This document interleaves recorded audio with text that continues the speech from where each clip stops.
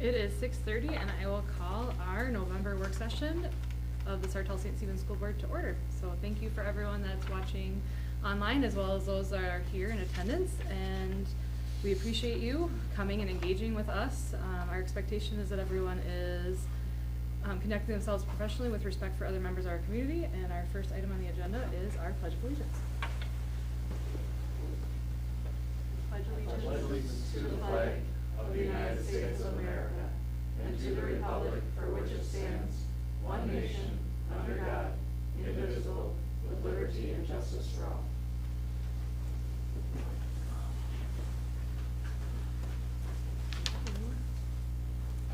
Our next item on the agenda is the Comprehensive Achievement and Civic Readiness Presentation. And you have some copies of it if you wanted. Sure.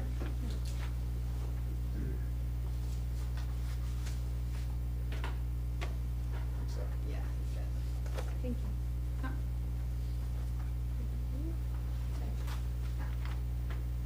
Just so you don't have to done the whole thing. Yeah. Good evening, members of the board, audience member. Thank you for joining us this evening. So annually, we do need to review the CASER plan, which is our Comprehensive Achievement and Civic Readiness Plan. It does replace the former World Best Workforce Plan.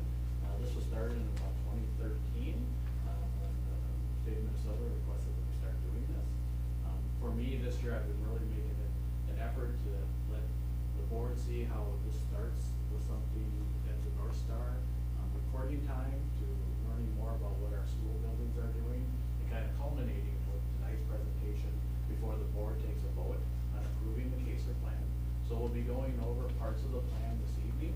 It's a fairly comprehensive plan, and I'll outline the parts that we don't necessarily spend a lot of time on this evening.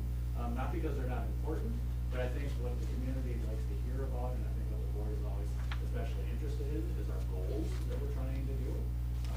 So as we go through it, both Emily and I will spend some time. I'll let Emily introduce herself here in a moment, and then I'll talk a little bit about which parts of the plan we do kind of move. We don't spend as much time on. So, Emily, if you want to introduce yourself. So I'm Emily Schneider, and I'm helping you out through this this time till May.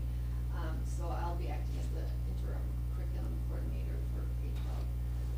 So I feel very honored to do that. I have a large group of amazing teammates beside me for help, and I also keep in touch with Megan, or Dr. a lot, so that'll help as well. So I don't know if, let's see, if you can see, and right now it might not be a big deal, but once we get to the bar graphs, then it'll kind of be a bigger deal. So as we go through the areas of the CASER plan, I'll remind you that when we think about what the North Star indicators are asking us to monitor, it's related to academic achievement, academic progress, our EL proficiency, graduation rates, and consistent attendance. So annually we have to bring that information back to you, talk to you a little bit about what our goals are moving forward, and get your approval on what those goals are. So as a reminder from when Marie did a presentation with you back in early September, what we do recognize in the Sartell-St. Stephen is we tend to perform higher than the state average. What you see up here is our statewide, district-wide for both reading and math, reading from left to right. If you recall, the percentage that is lighter in the blue, that is what our percentage that we've been given a score for. The darker blue is if you included only those students who had tested. So we've talked about this before, that every time we have students who are not going to test that year, for whatever reason, they still do count against us, per se, and that they would be marked down as does not meet, which tends to reduce what our percentage of the children who are meeting would be. So the blue is actually, the heavier blue is the number that took the test and were proficient. And as we can see, we're still doing better than the statewide average. You've seen this information, so I won't spend a lot of time on it. Little information just related to how we're still doing. There's approximately 325 school districts in the state of Minnesota. This is our ranking from last year. So in math, we were ranked reading, we are 22nd. I say 325 because each and every year we do have school districts that consolidate, so it can fluctuate sometimes between 330 down to 328. But right now, Sartell-St. Stephen should be very proud of how we're performing for both math and reading, recognizing that we're going to continue to try and grow our students to do better.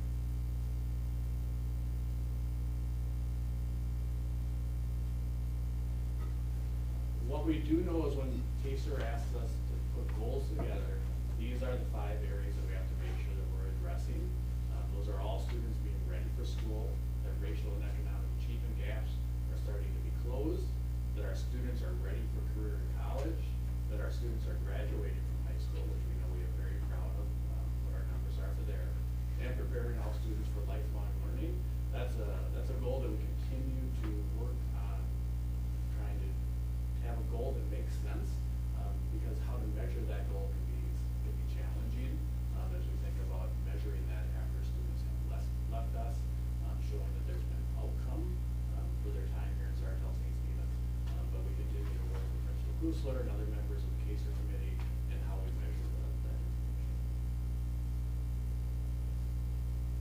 Again, what are you going to take a look at? Yeah. So I'll just address the first goal, and just really take notice of the bar graph on the right there. So our goal was that this fall, 65% or higher of students would earn a composite score at or above the 40th percentile on their early reading assessments. And so we came very close. You can see the result there. We got 63%, so we just missed it by a few points. But that's something that we'll continue addressing more in the future too with preschool things that'll be coming up. So I think parents and families should be very happy with that number. And of course, we'll try to meet the goal next year, but that's looking really good. And just keep that number in mind when we go to math, which is the next one. In math, we did outstanding. Really outstanding. So the goal was 80% or higher of students will earn a composite at the 40th percentile or higher.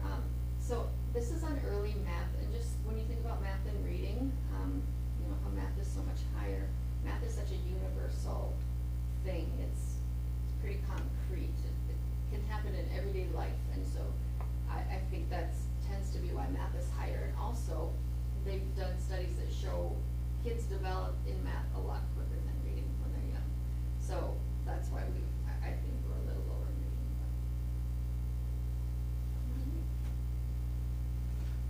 So our next area that we talked about is our racial and economic achievement gaps and how we're trying to close those. What we know from our 2024-25 reading results, that we had some goals and we were able to meet some, and we came up a little short for some. So when we think about our children who are free to use lunch, which is that first item, we were able to meet that. That we're decreasing that gap between children who are part of our Sartell-St. Stephen school system and who are meeting that. So right now we're proud of what we're seeing there. For white versus non-white students, again, something that we're obligated to measure from the state of Minnesota, we're continuing to see that decrease. Where we do have some concerns is our special ed versus non-special education student. We do see that going up a little bit. Now, we also recognize that within Sartell-St. Stephen that we're seeing an increase in our percentage of students who are qualifying for special education. And so we're going to disaggregate that data a little bit more this year, but we're starting to recognize that we're seeing more students who are entering the school system and qualifying for speech and language services. How that might be impacting some of this reading results is one of the wonderings we have. Whether that's a product of the pandemic, we're seeing this be an issue across the country, but we want to zero in on what it means for Sartell-St. Stephen and all the children in ISD.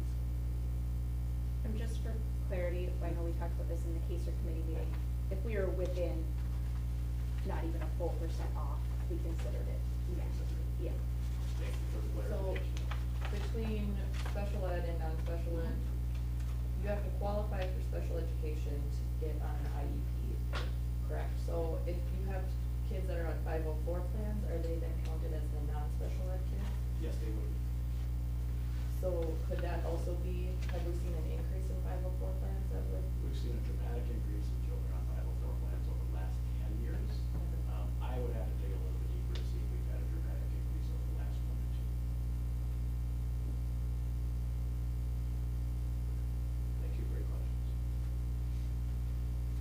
we do with this data, we know we have to start thinking about what's gonna happen moving forward.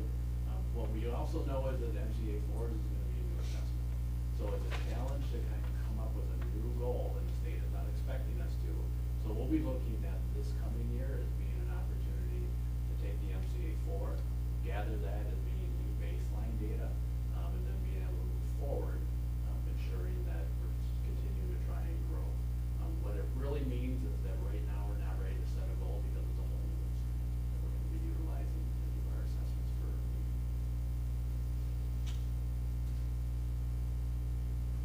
Could a goal with that, sorry, No, that's be okay. increasing the number of students that take it?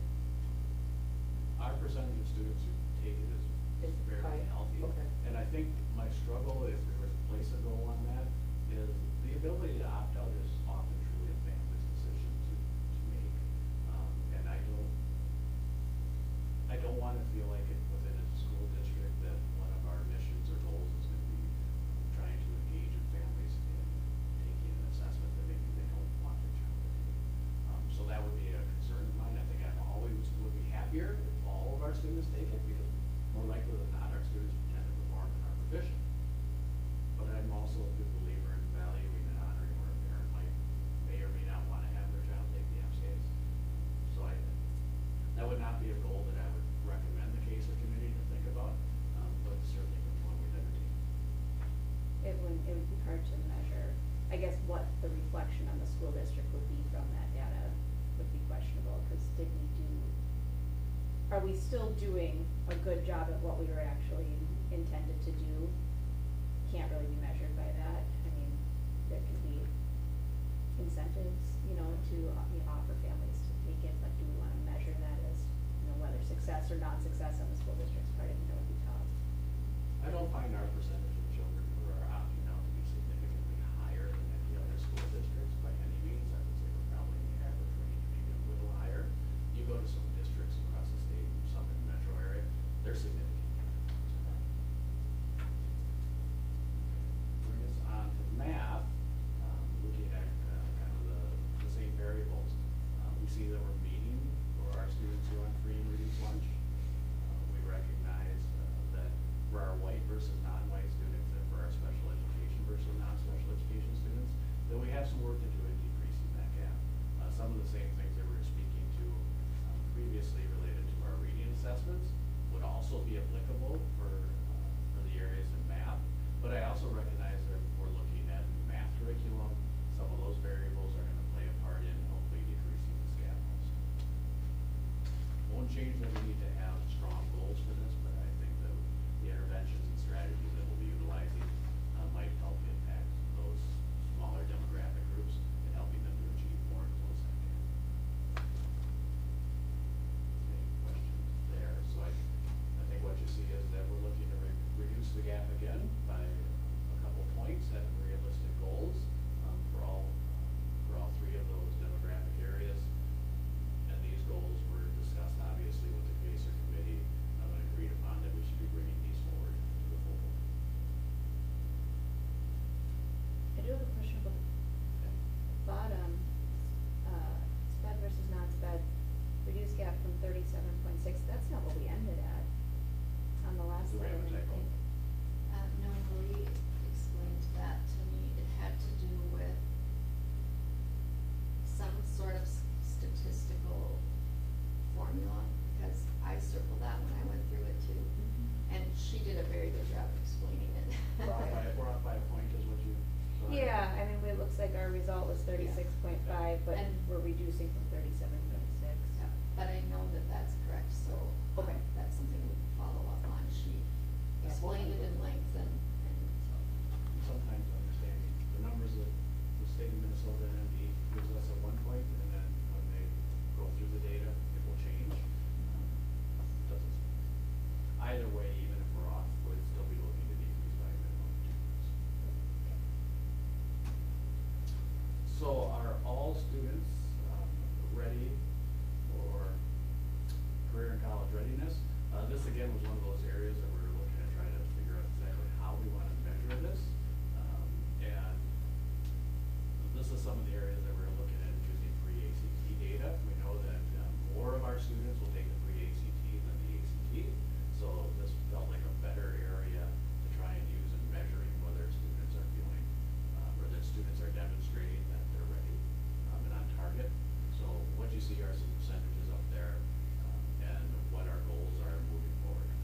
not dramatic changes. We are pretty proud of the scores that we see here at Sartell-St. Stephen for those percentage of students who are on target. And on target means that a year or two, should be the following year when they take the ACT, that percentage of students are going to be meeting the requirements of being on target.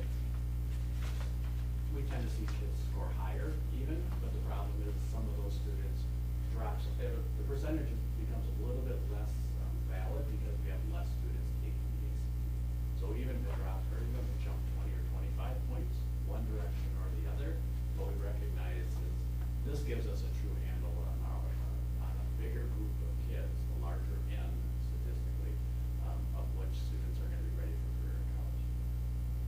Still work to do, and we still have to continue to increase those numbers, but it is another picture into the window of how we're preparing students for moving on for career in college. Can I just add? Absolutely.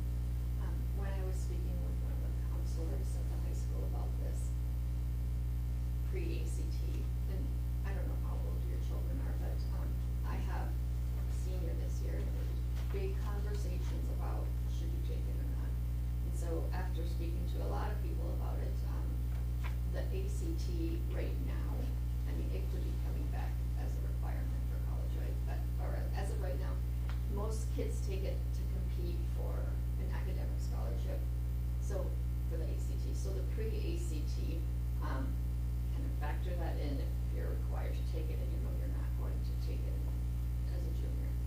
The other thing is to get into things like AP Stats, college chemistry, and trig, you have to take the pre-ACT at the high school. So that's a high motivator for, you know, doing all of the math and stuff there as well. I think you have the next one. So, Oh, forwarded on my screen. there you Other than go. that, it's okay. So our goal, when you look at last year compared to this year, this is all students graduating from high school and especially on time. So the percentage we're at is 97.1 from 24-25. So our goal is really not going to change. It's just going to be maintaining that very high score, which I think we should all be really proud of. Us an amazing score.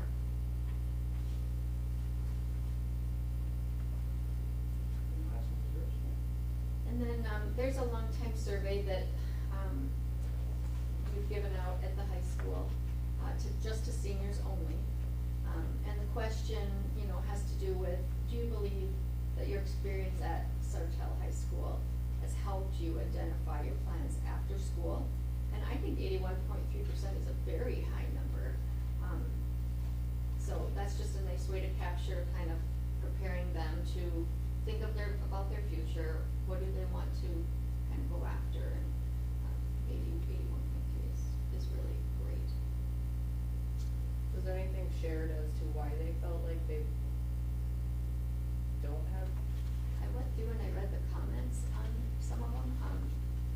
Some of them were interested more in things like auto body or things that they felt like they would like more exposure to.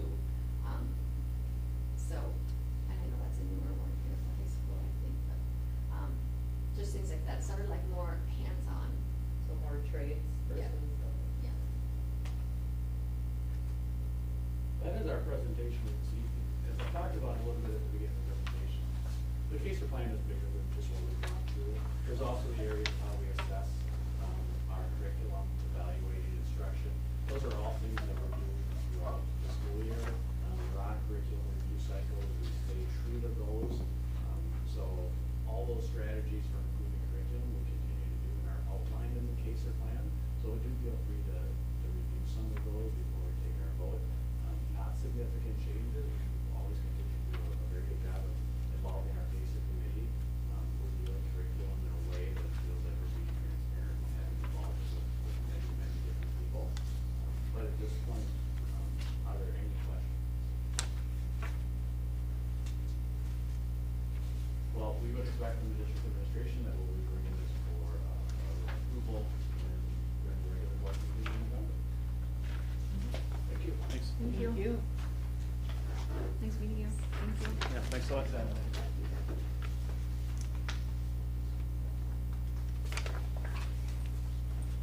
So then our next agenda item is community/student outreach planning, and Dr. Hard, did you give this to everyone? Yes? Did we pass one out to everyone? Student outreach options, okay. Yeah, thank you. I guess, like, I just right away thought, and then we can also talk about this when we talk about cell phones or outdoor athletic field opportunities that we're gonna be talking about, but like, I guess right away I thought, well, the community is definitely gonna have to be engaged in cell phones on whatever way we go. So, not saying that we don't need to do that, but I'm just wondering if we focus on student outreach tonight, figure out what that is, and then maybe that's part of our cell phone and or our activity athletic field conversation for the community. But just one thought. Are we, I mean, I guess, are we talking, these are two separate categories, so community and students? Well, that was one of our Separating those goals, was Right. to try and start planning for those, so, yep. Cause this just says student outreach options, so. So as a district administration, we put this together, the options for you to consider. Obviously, when we're going out and thinking about outreach, we have to recognize that you're not gonna want more than 3 members together at any point in time, or all over that. Is usually the case. What we reflected as a district administration, how we could offer that for students. This was some things that came to mind, especially working with Principal Houston. The community outreach is very broad. There's many different ideas that we were going to try and help you with, but I think those were also one of those things that I was a little bit slow to want to even offer ideas. I'm very curious of, as community members, how would you like to have been able to engage with school board members and not have that directly?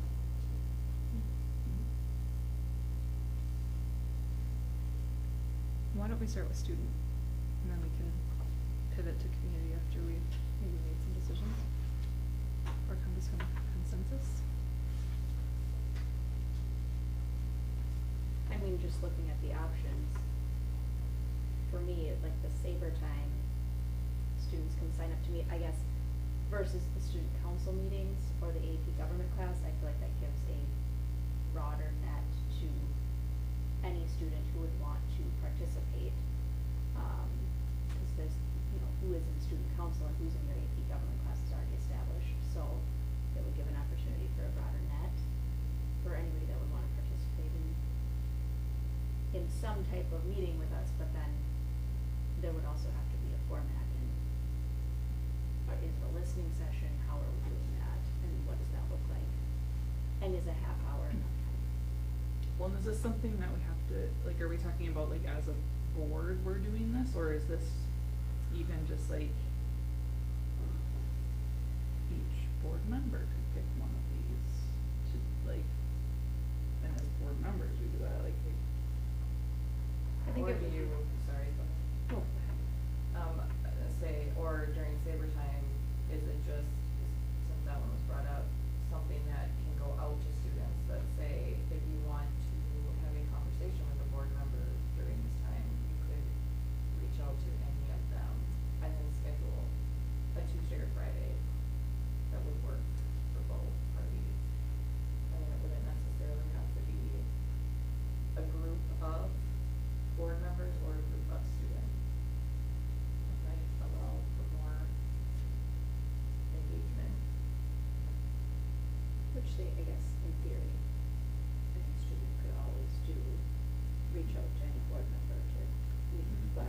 Right, but now we're giving them like, we can come to you during a time that is also free to you to.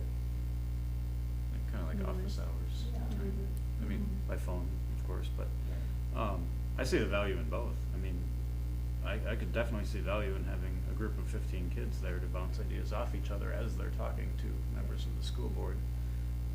But yeah, I also see if somebody's not comfortable speaking their mind in front of a group, they might wanna reach out one-on-one, so both are good. Yeah, I wouldn't wanna do just the student council meeting or just the AP government class, but I see value in any of these listed. I mean, the student council having 40 students there, that gives a lot more kids the opportunity to share with us, so. Yeah, I would like to broaden that to any that, I am also though interested, I think, in student council, partly because it is a group of students that's voted into that, you know, body to help, like, specifically for kind of guiding some of the school things. So completely agree, like, opening that up to other students, but personally also would be interested in giving student council that opportunity as well. I think it would be valuable to have, I mean, there's probably a way to do a combination of both, but at least for part of the time, having more than one board member there though too. Because just to Matt's point, having more students there to bounce ideas off each other, one board member taking in 15 students. Yep. And then what gets brought back to the full board is going to be, for example, my interpretation of all of that, where it would be good to have multiple people's perspectives on the information or the conversations that were occurring, not just relying on one person's interpretation of what was said during that time too. Yeah. No, I'd fully agree with that, have either 2 or 3 board members there. Right. For each of whatever we And maybe there put could in be a place. time where if anybody wants to extend longer and have more of a one-on-one meeting, we could extend that time to 2. I mean, I know that their school day is ending, but there could be another time where we could extend that and have more one-on-one meetings after the group meeting as well, if that's something you were interested in.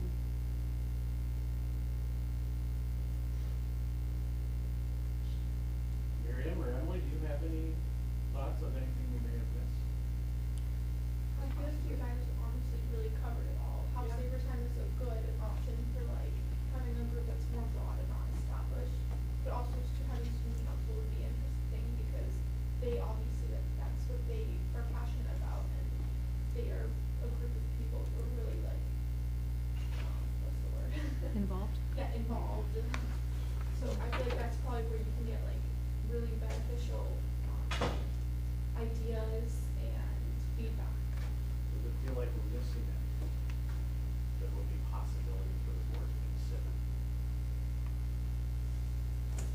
Like, do you have other ideas outside of this, maybe?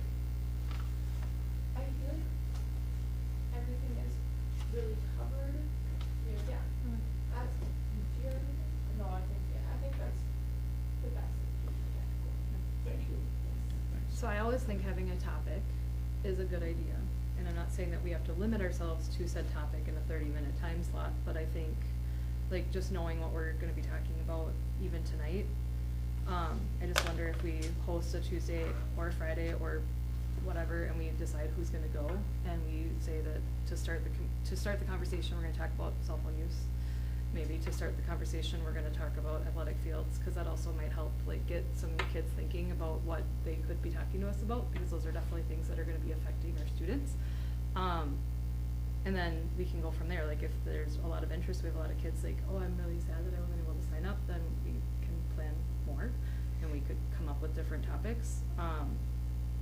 I also do like the idea of going to a student council meeting myself personally. I also, like, the AP government class to me sounded very interesting, but like, is there value in us attending? Like, is it gonna be more of like, is there like a learning value for them to like actually learn from the board members? Like, what did you expect it to look like? What has it been?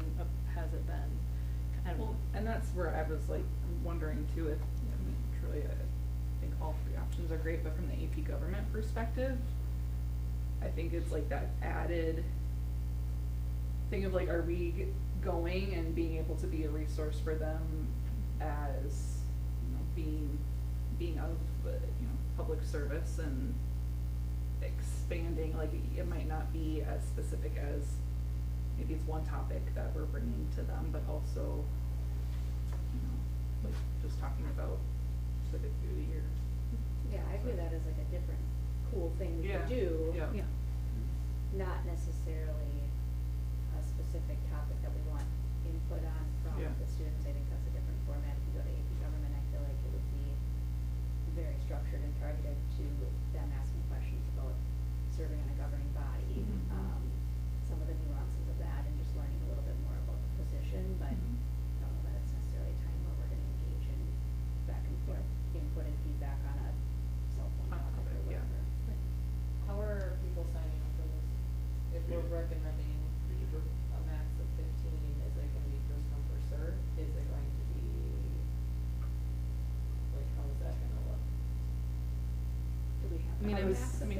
today for saver time, is it first come, first serve? What goes there? Which question you want me to answer first? Well, all of them. Simultaneously. You and I were talking a little bit about just, really about the age of 15, just in the sense of being able to have a conversation. Right. Saver time is 30 minutes long, so if it's more than that, how much conversation can you actually have? When the voices in the room, as far as saver time goes, it's a first come, first serve for students to sign up with the caveat that if a teacher requests a student, wherever they were, they can go into that teacher session. The only thing I would think about is we want a certain number for each class, freshman, sophomore, juniors, and seniors, you could think about that. There are some parameters we can put on which of 15 make it through a filter, or we just leave it open. I think if we do it per class to make it really easy, then we would do 12 and 3 kids for each class.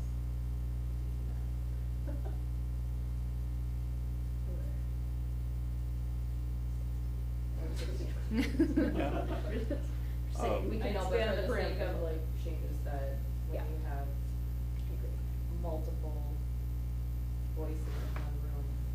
And if I can answer a question that wasn't asked, if you're sitting in one large group, just a give and take versus breaking them up into groups where you each maybe have a smaller group, then your numbers are very different. And we could do multiple sessions. I mean, first I'd like to pick the first topic, have a sign up, see, I mean, if we wanted to limit it to 16 per session, if 50 kids sign up, then we could look to add a second or third session on that topic and then move on to the next topic. Since there's 6 of us that can rotate through, none of us all have to be there every time. So I think we could make that work. Would you then say, if they're held on Tuesdays and Fridays, the first topic to see how it goes, you would offer the same topic on both days and see? Sure. Yeah, if there's enough kids signed up. What would be more exciting than spending your school? Nothing. We will find out. We would be interested in timeline, how quickly you'd like to try to do something like this. We know we'd have to offer you dates to figure out what works best in your schedule, obviously, but if you're able to for something to happen before Thanksgiving, or January 1st, after January 1st, I think that would help us with this sort of night, trying to arrange things to give you options. I do have to just say a little hesitation on rotating a complete 3 and 3, just because if we're gonna be discussing the same topic, for example, the serial meetings that could potentially be perceived to do that. So if it were one topic and one topic, I could see a rotation of 3 and 3, 3 different board members each time, fine, but there could be an argument about serial meetings if we discuss the same topic at both sessions and just rotate out 3 different board members each time. So I think we wanna make sure that we can, I think the same 3 members should be committed to however many sessions we decide for one topic, just to avoid that becoming an issue in case anybody would take issue with it, they may have a case there.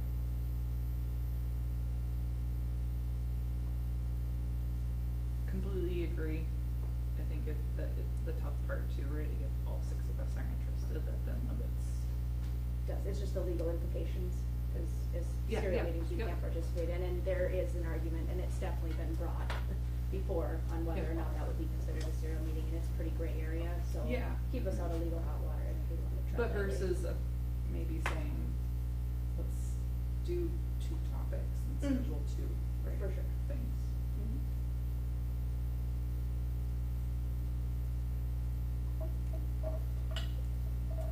I don't know if it works, but you're facilities, right? Facilities committee? Mhm. Yeah. And Scott's facilities committee, I'm facilities committee, the 3 of you are policy, not to say that you're not interested in facilities and that I'm not interested in cell phones, but to me, it feels like if it works, and I don't know if it will, it would make the most sense for the people that are on the policy committee that would be potentially writing a policy moving forward, would be able to receive that student voice. I would want to also like just, like maybe have an update here and there of like, did you hear positive things, did you hear negative things? Like, I mean, I don't need everything. But like, I think that would be really helpful to like decisions that we all make. But maybe that would be a really great way for us to like kind of divide the conversations, because what we hear for the facilities might also really help us at the facilities level come back to the full board. Yeah, that's a good I think that's a good tentative idea. plan. And then I think really the only other thing is when do we wanna do that? Like, what is everyone thinking? Like, this is kind of a busy time of year. I don't know what Well, the me first was. personally, I would rather get feedback on cell phone earlier than later. I would like to make that We could, aggressive. as far as topics go, we could make that one the priority, since it seems to be coming up on our agendas more often. So, Mhm. get through that and then switch gears to the facilities related stuff. Be fine. And it would be the goal that, I'm not opposed to having the 3 members policy, but if somebody can't because of a work conflict or whatever, just verifying that another member will be able to commit to being at however many of these meetings we decide that we're going to schedule. Can we do that, or is that running a little bit serious? No, I don't mean I mean, She needs to- knowing ahead of time that I won't be able to attend one of these meetings, so I'm gonna opt out of both and have somebody take Well, I that think, spot. I think if the goal is facilities and policy, then all of the 3 of us would look at our calendars and say, these are the dates that were available. Ideally, yes, it would So- just be in the event that it really wasn't working for one reason or another. I mean, I would still be comfortable if we at least have 2. I get more worried if we only have Yeah. one person. Yeah, So I mean, if it had to move and you had to miss one of the 2, but you can Yeah. attend one, I would still feel pretty comfortable with that personally, but. So say ideally 3 members Yeah. there, but we'll do it with 2 Yeah. if needed. Yeah. Mhm. Sure. Just so I don't disagree on, the topic around cell phone policy. Throwing out, I would say like personally, just beginning of December sometime, or like the first half of December. If we're, yeah, Just because I'm going on vacation and then it's Thanksgiving, so. Well, I guess if we're all gonna agree, we can look at our calendars later, we don't have to. No. have to do it Right. now, Well, I think the idea was that Mr. Giving Kessler them an could give idea, you an idea yeah. of when those available dates are too. So, early summer. We'll do doodle invitations, we'll go through all the dates that, Booster gives us, and then we'll send them out to you. Perfect. We can put it together for you. And then for facilities related, meetings, just so we don't kick the can out too far, should we say early January? Yeah. Get that going right after the new year? So remind me again, for cell phones, early December, you want us to start sending out dates? that's Mhm. ideally, Mhm. yes. As we get closer to the holiday, it's gonna be hard. And just question, like, I know that there are some, like Wednesdays you guys have the late start. Is there opportunity that if like Tuesdays and Fridays just really aren't working for either group, like, cause the buses still run at the same time, like, would there be an opportunity for us to maybe make it a Wednesday morning before school? Okay, just throwing that out there, 'cause But they'd have to come. I the mean, kids would, yes, and they would come have to before kind of school. like, yeah, Yeah. but the They buses run really at the have to same want to. time. Yeah. So, like, before my child had a driver's license, that was his only option. And then it's giving them, like, there's kids there, I feel like most kids still go to school around the same time. Yeah. So, We could always look to, doing it after school with one opportunity as well. And maybe that would create more into the community part of it, but there are kids that aren't in after school activities per se, but would be able to stay later instead of coming in early or going during certain service time, so.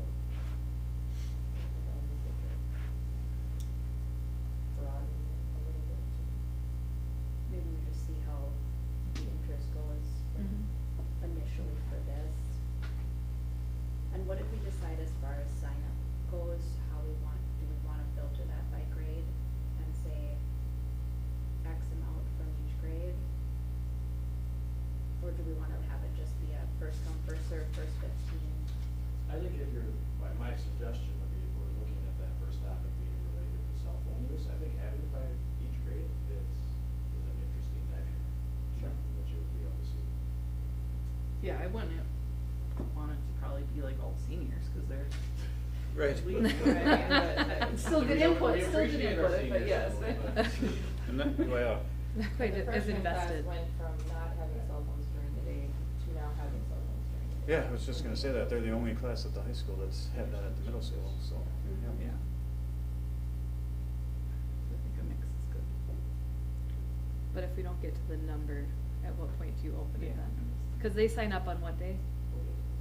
Okay, well, but I'm just like, ideally, it would be nice if there's a good representation of students, but if we aren't at the 15 or 16 that we say that we want it to be at, I would love to see it opened up to anybody else that was interested, would be nice. And we are just gonna take it, though, yes, we're gonna go by grade, X amount per grade, but we are still on a first come, first served basis within those grades, so the first 3 ninth graders, the first whatever. And then are we separately gonna do a student council meeting on each topic? Okay.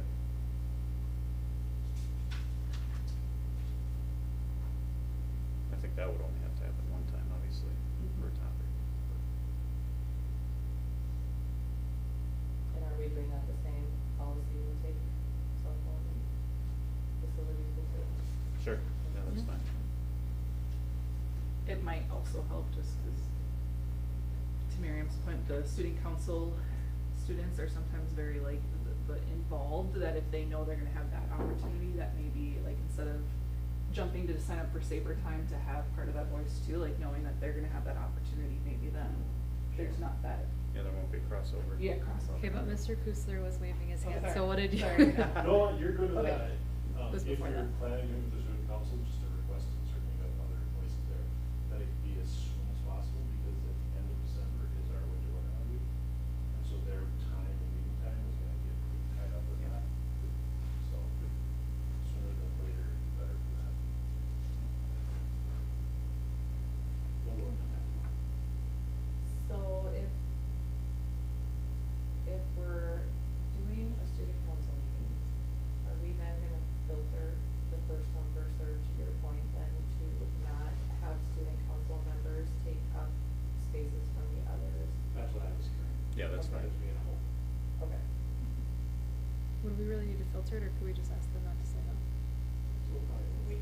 We would just tell them to not Yeah, sign yeah, up, I we think would we tell would. them they would have a different opportunity.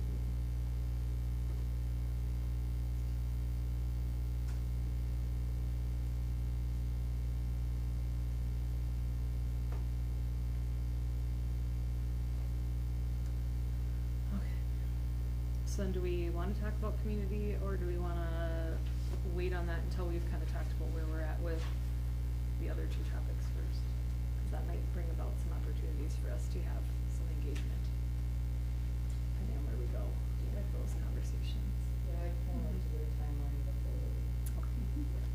So, I'm sure maybe a few of you, especially after you got your packet from Dr. Martin Merrily, were maybe a little overwhelmed.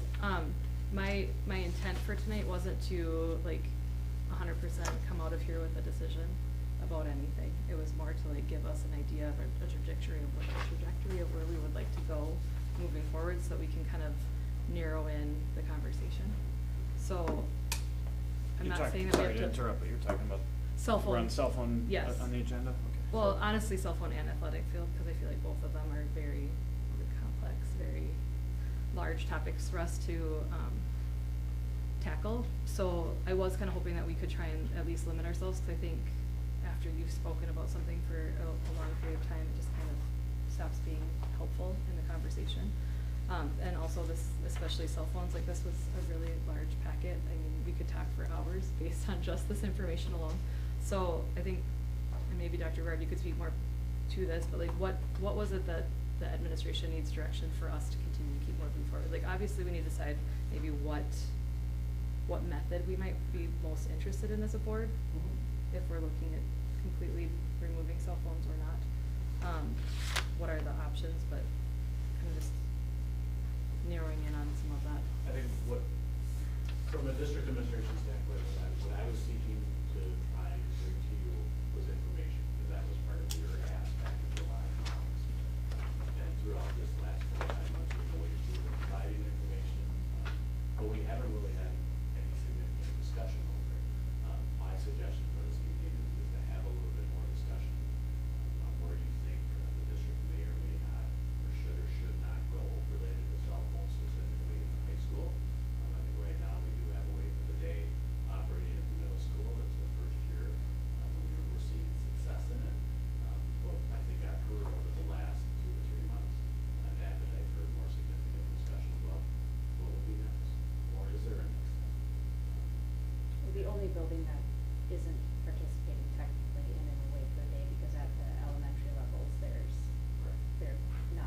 So the only building we'd be really discussing a change to would be the high school at this point, correct?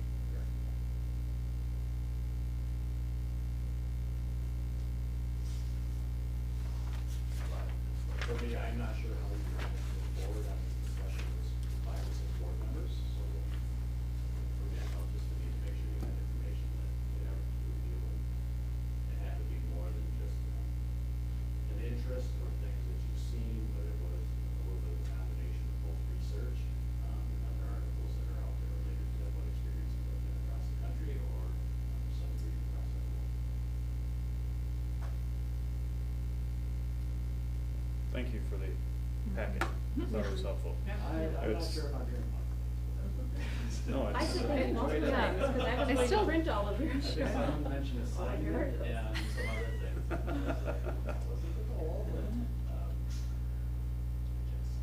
I guess when I was looking through it, I didn't view the discussion to be a discussion of each article that we looked at or whatever, but is there a common theme that people took away from the articles that would guide us in one direction or another? That's how I viewed the conversation going, instead of digging so deeply into each article. The, data within did lead us in one direction or another after reviewing all of it again. And being we have students here, do we wanna just start with, that's a voice that we have not heard yet, directly anyways, so do we wanna start with that, having, our students did prepare something for this evening, and we're just having a little bit of challenge getting down to overhead, so if you just give me a moment of time. So we could start the discussion.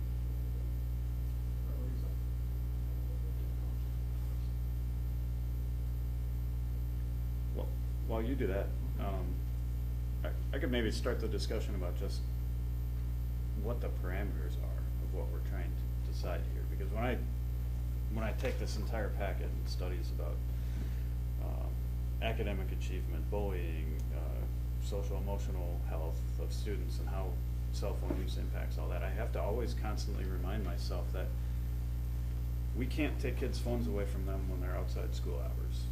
We're not the ones that decide whether kids get smartphones or not. So I guess I just would like to start the conversation just understanding how people are looking at it, because as I'm looking at it as how does this impact our students' lives while they're in our building? It's not the bigger question in my mind of, are they ever gonna have access to devices that can be used for cyberbullying or whatever, but just zeroing in on what's the impact it'll have on their experience in the school, whether it's academic or social, knowing that there are limits to what we can control as far as the impact overall on kids' health. So I agree with you. I mean, we can't control what they do when they leave our buildings. But there are liabilities within our buildings. Students using them in the bathrooms, and bullying, and if staff know about it and it's not being reported, like, that's a legal implication for the school district. They're distracting. I know, just me personally, if I don't put it on a focus and I hear it vibrating, then it's like, what is it? And most times it's not anything emergent or significant, so, I mean, as an adult, being able to work through that is one thing, but as a child, having to navigate that. So, I agree with you too, Matt, on what is our ultimate goal. I guess, for me, I just look at it like, it's no different than any other thing that may not be allowed in the school building, but we have absolutely no control over anybody's household and decisions that parents make for their own families. There's a million things that we regulate that parents may not.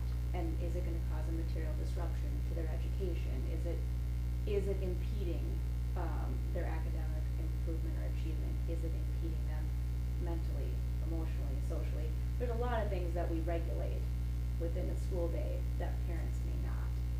So I just look at this as, this is one more thing we're reviewing and deciding, how do we view the use of cell phones in schools in our buildings, and how do we choose to regulate them to give students the best experience while they're in our buildings. What happens afterwards is, we never have control over that when it comes to any. I was kind of along the same lines as I'm looking at, you know, what the actual technology is that we're focusing on here. You know, one of the articles talked about, well, there were first cell phone bans and pager bans back in the 80s and 90s. And I'm thinking to myself, that's not really relevant, because I think what we're looking at here is more the smartphone capability, the computer in your hand. It's not the, you know, can I make, and I think those bans back in the day were more focused on like drug deals and that sort of thing. So that's not what we're talking about. We're not like having students Yeah. make hopefully phone not. calls. Yeah, hopefully not. That's not the majority of Right, the right. issue. I think, and for me, part of it is almost like I would be willing, like part of me is, I get that smartphones and social media become so synonymous, but I do think that there is, one of the options is decoupling, like, right? I would be completely for a ban on social media in school during the day. I think one of the questions that you saw, like, in here, right, is even on the mobile phone policy or bans, like that bell to bell versus during class time, you know, and having it available elsewhere. But one of the considerations that I think, like, is another possibility is decoupling that social media from the cell phone thing if we have different opinions on them. How do you, outside of, now it becomes the school's job to educate students on the safe use of the computer in their hand, how do you regulate decoupling, because it's not there? So you can block cell phone signals from the school and require that only Wi-Fi is used, and on the Wi-Fi network, you Okay. can block it. Okay, so you can get around students using their own data? Yep. Okay. Yes. Would that include like blocking VPNs? Like, is there a way to do that too? Because I know even now, like, the Wi-Fi and the data, like, it isn't the strongest at the schools, but a lot of students just get VPNs so they can still have that social media access. The VPN would still have to be based though off of, you'd still need an internet signal to access the VPN. So you would dream that through your Wi-Fi, and Kyle would be the best person to be able to consult on this, but even the VPNs are through a Wi-Fi network, you should still have some ability to block certain things. But wouldn't the cell phone still be a distraction for text messages coming in? Possibly, and I'm not saying that like we wouldn't say no to cell phones. I'm like, one of my considerations is like, I think like this is, I'm not saying that that we should allow for cell phones. I just personally think that there allows for even more discussion if we decouple social media and cell phones than lumping them together.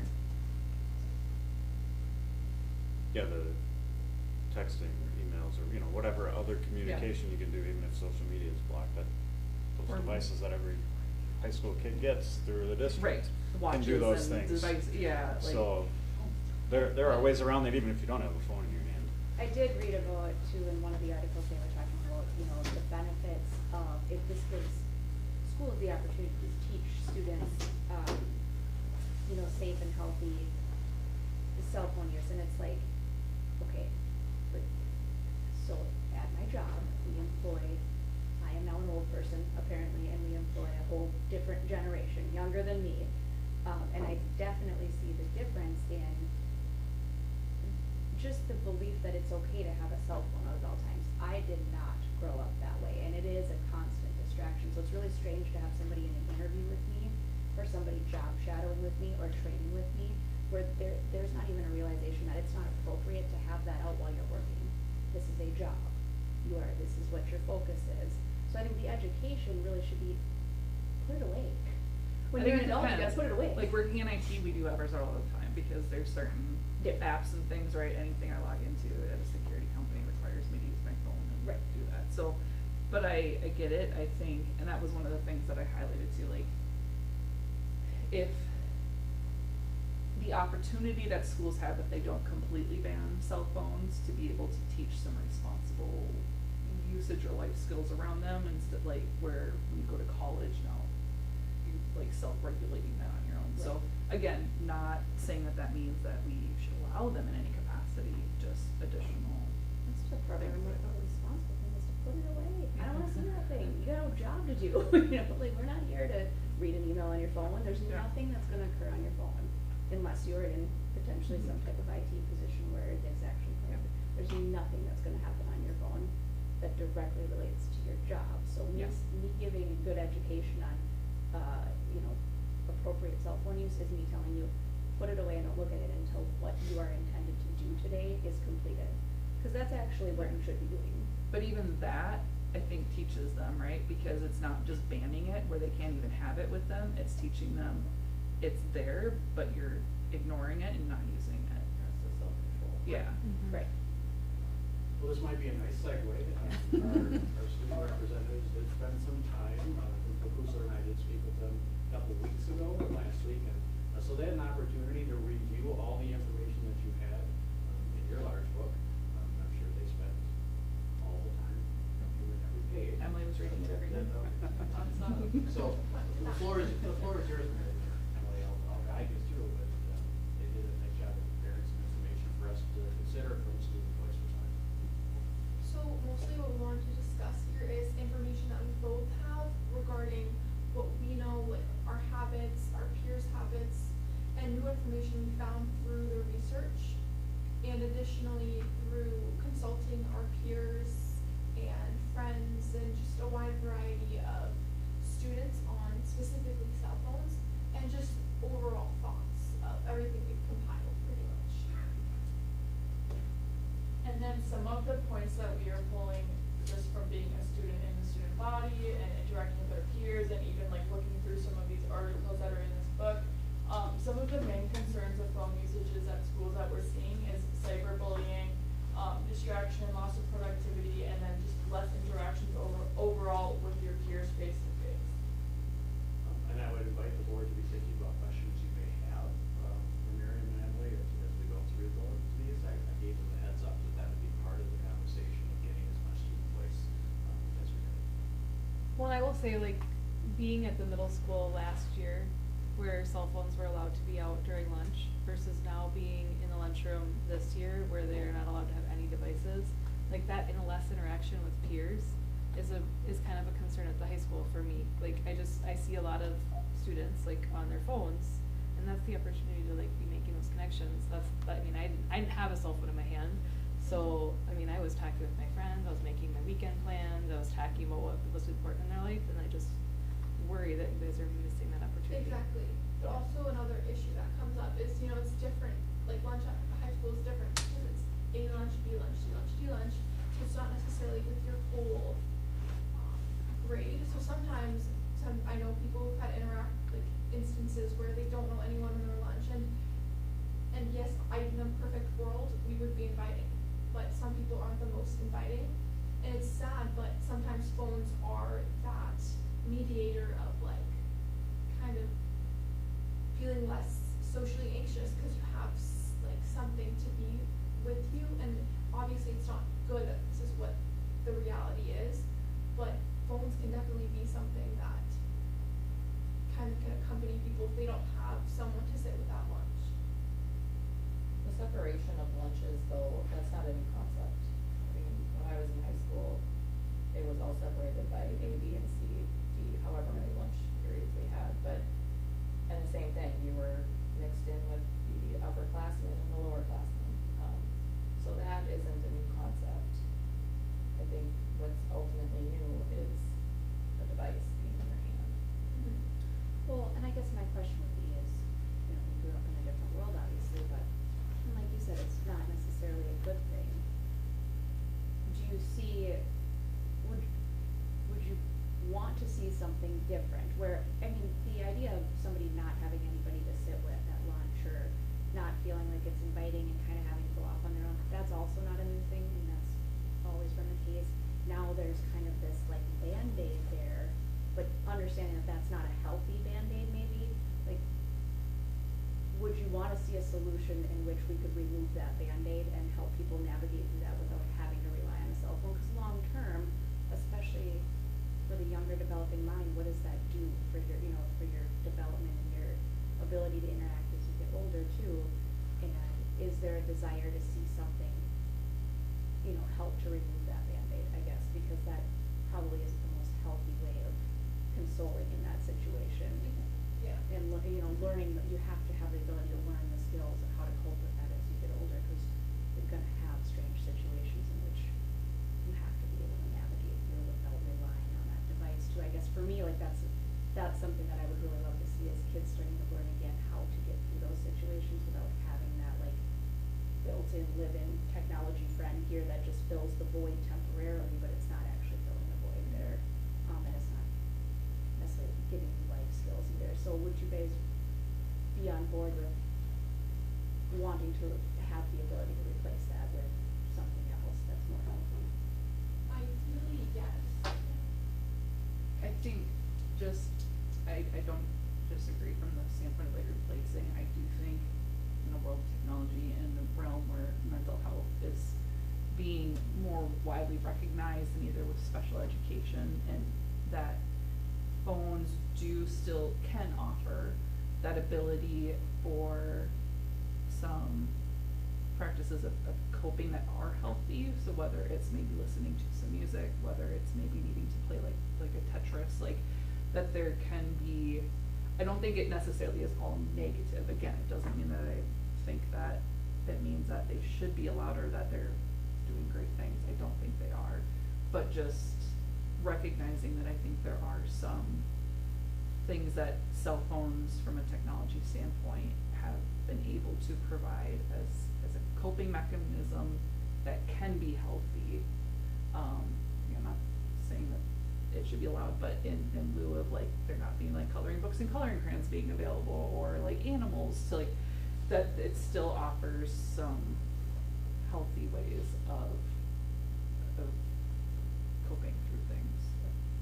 And I really want them to continue. Yeah. The last thing on the mental health, for me, that's been the biggest driver in things, is mental health has been on an extremely intense decline.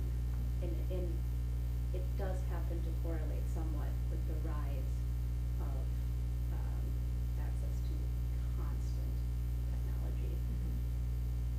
The timeline aligns pretty perfectly with it, so that's all I'm gonna say. I'm ready to move on, but I don't necessarily feel like overall it's necessarily helping. Yes, there are instances where sure there are certain things, but overall I think the correlation between the rise of the smartphone and the constant access to information, and I mean the studies from the NIH and others have shown the overwhelming negative impacts, but yes, there are some positive, but what it's doing to the cognitive development with that constant access has been really detrimental and damaging to a developing mind too. So that's all I'm gonna say. I'm done. You guys, floor is yours. And then another thing is some new information we found through research. I think all except for one of these came from our nice little booklet, if I'm correct. The only one that didn't came from a different, all but two of them came from the book. And then the one of them that didn't come from the book came from us, like a different school in Minnesota, which was Mountain View High School in Arden Hills. They completely banned phones, and they saw major improvements. During the 2024-2025 school year, 9th grade failures dropped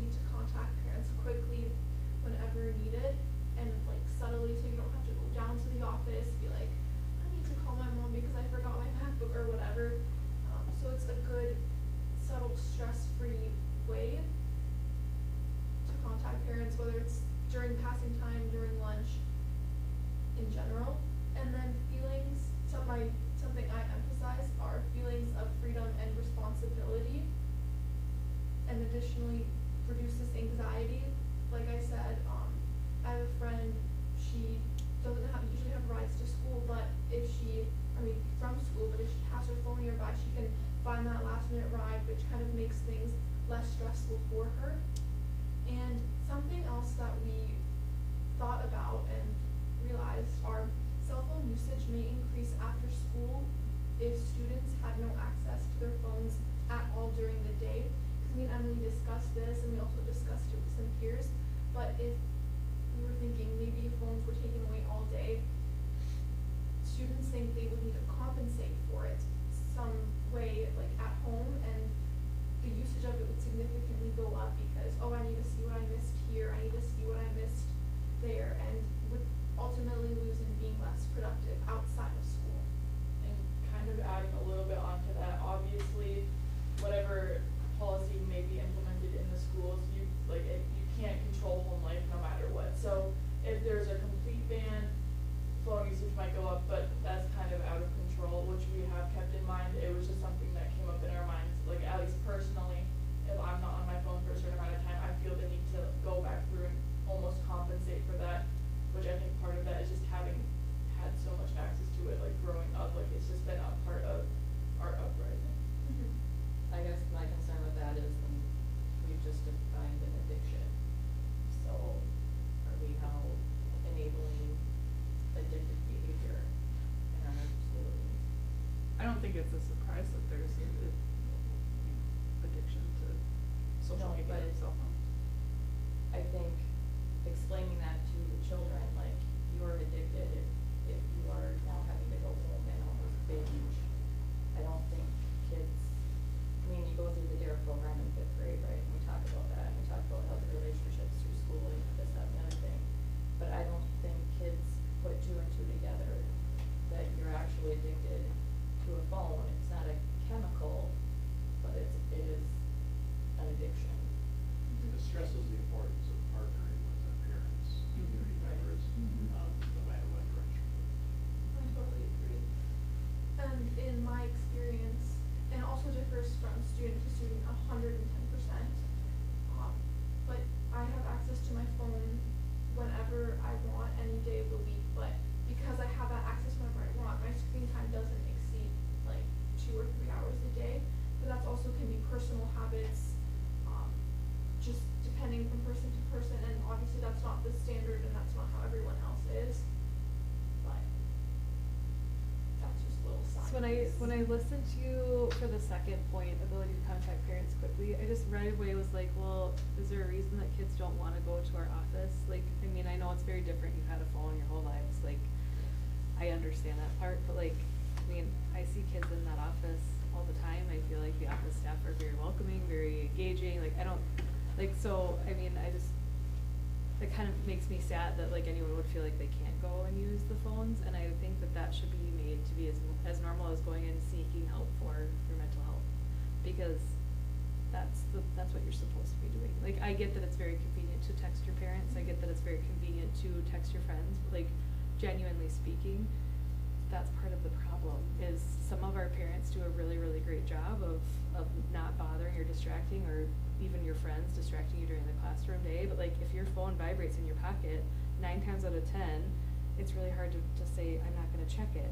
And they're not doing it during passing time. So if we were able to get more people to be actually utilizing the actual phones that are, you know, already built into our amazing system, then we wouldn't need to have those, like, Well, plus, isn't the sense of anxiety for even having to make the phone call home for something that you forgot there, regardless if you're quickly grabbing your cell phone or going to a teacher's room or an office, like, you forgot it, so the anxiety is already there. yeah.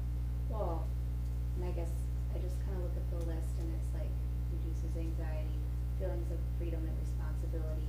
I see where, you know, having more control over whether or not you have your cell phone during the day could do those things, but then I also see, okay, freedom and responsibility, being responsible for remembering your things. If you know that your parent is just a text away and you don't even have to draw any attention to yourself, is it that big of a deal if you forget it, you know? Not pre-planning for a ride, how you're gonna get home because you know you can just text and figure it out last minute because you have this access. Is that responsible, you know? So the flip side of it is it enabling irresponsible behaviors because it's making such a convenience out of, you know, things that normally would need to be pre-planned for or need to be remembered.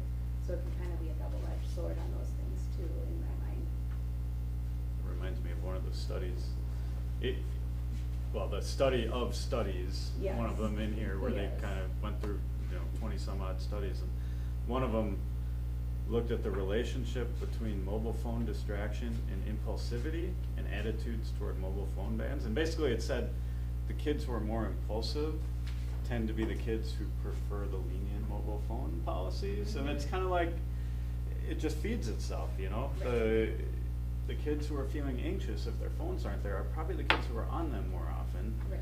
And they're the ones who are the ones that would ask for a lenient mobile phone policy. And it's just, I don't know, And it might it's just a, I And don't know, it was catch like 22 or. that academically too, the higher achieving in one of those studies, the already Yeah. higher achieving academic students saw no real increase or decrease from a cell phone ban. The lower achieving, those who are historically lower achieving, saw the improvement in academic Right. achievement with a cell phone ban. So it is just kind of like feeding or not feeding a behavior a little bit. Yeah. That's already pre-established probably. So, one more quick point is another thing my mind keeps coming back to, and you guys are doing a great job making great points, but how much can this replace the phones? If phones aren't an option, I mean, you don't need to go to the office to contact your parents. You open this thing and in 10 seconds you can type out an email. It's not as convenient as texting, but it's a communication method. And I also wonder, like, the examples of maybe kids who can't find somebody to sit with at lunch. So if it's listening to music or playing a game or whatever, kids can sit and have a working lunch. They can pull their MacBook out, and MacBooks are controlled as far as what they have access to, but that's also in a good way. Sort, right? Right. You talk about inclusivity, well, I might be the person who's choosing to not be included by putting my laptop in front of me, Right. also making me. Yeah, it sends a message. I mean, it goes both ways, all Yep. of them do. I Right. saw some nonverbals here related to contacting your parents using your Mac. No. Oh, no. Personally, I don't have my MacBook connected to my iCloud, because I don't even know if I'm allowed to do that. I've been But told you some do- kids do. Yes, I don't- wouldn't say you know we what? shouldn't be allowed in, but that's just. Yeah. And the reason why I was watching Emily is that because I just recognize that sometimes I don't know, we talk as adults, and sometimes they know exactly how it works. Right. Well, I mean, Yeah, I'm not saying I know what's gonna Oh, happen. no, and I know. You I brought guys- this up in the context that I'd like the question answered of what would the picture look like if we put a away for the day policy in place on phones? Is suddenly everybody at lunch gonna have their MacBook out in front of them, doing something on I that? think we're not even allowed to have our MacBook out So- during lunch, Yeah, right? since they don't do that. Okay, okay. I think. well, because see, like the iPads, they just created Google Docs and then they joined with each other in a Yeah. Google Doc and then they were Yeah, typing. it's So I just mean, like there that. are definitely workarounds that our students have figured out Yeah. and ways to communicate. Why do you ask them not to have them out at lunch? Expensive built in. Yeah. Still. Yeah, I think. Oh, I was gonna say, I know we have one more slide that, Okay. our student reps, Well, but go ahead. and as we go through this, like, I think what's important to me, and I understand, like, and would really appreciate Miriam and Emily, like, you two sharing these perspectives, because I think what's important for us as a board is even if we look at these and go, okay, yep, but here are the studies that show that that's not actually a thing, that this is very real, what we could hear as the student voices, and that when we, like, even if we, like, everything that, we move forward and go through and say, yep, we understand this is how we feel, but this is the actual reality. But that the reality to the students is this is what they feel, and so at least just acknowledging and being aware of that as we go through and make decisions, so. I think they've done a wonderful job of also bringing together some ideas, and while they may not think of them as proposals, I kind of did. So if you want to talk a little bit about your final slide. Yes, so a lot of themes that we saw in research are parents and students do support moderate restrictions. A lot of the time in research and while consulting peers, students do agree that their phones are distracting during work time, especially in self-paced settings. And in classes where I do get my phone, before class I put it on a cart or put it wherever, and then I take it after class. And in general,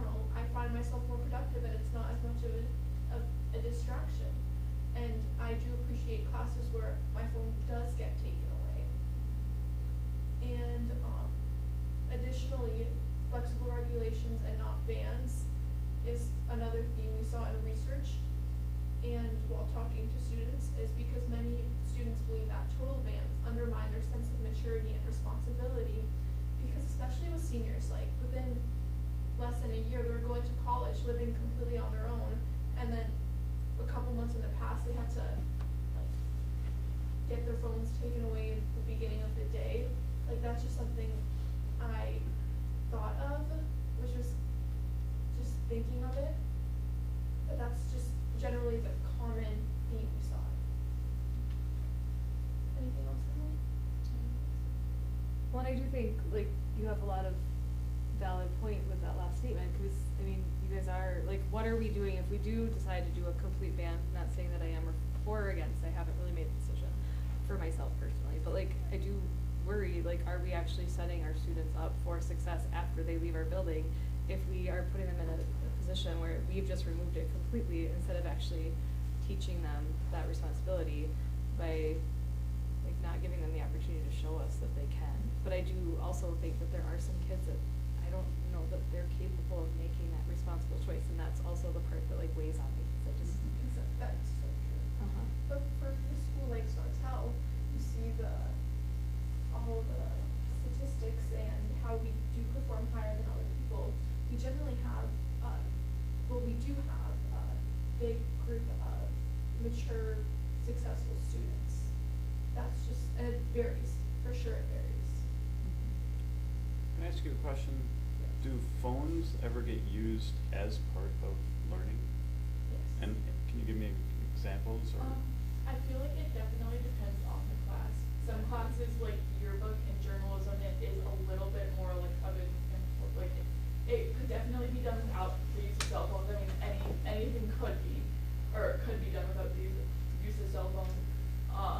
For yearbook, I know they use it a lot to like take photos or like easily write down students' answers. If they pull them a bunch of students into the hall and interview them, they'll pull out their notes app and they'll type down the answers, the name, the grade. For journalism, they use it a lot for interviewing because they have like microphones that connect to the phone. They can like record the voice memos if they're gonna put an interview into their article. Outside of that, for other classes, I feel like some teachers might have you use them, but I feel like not as much as like the more interactive like yearbook and journalism.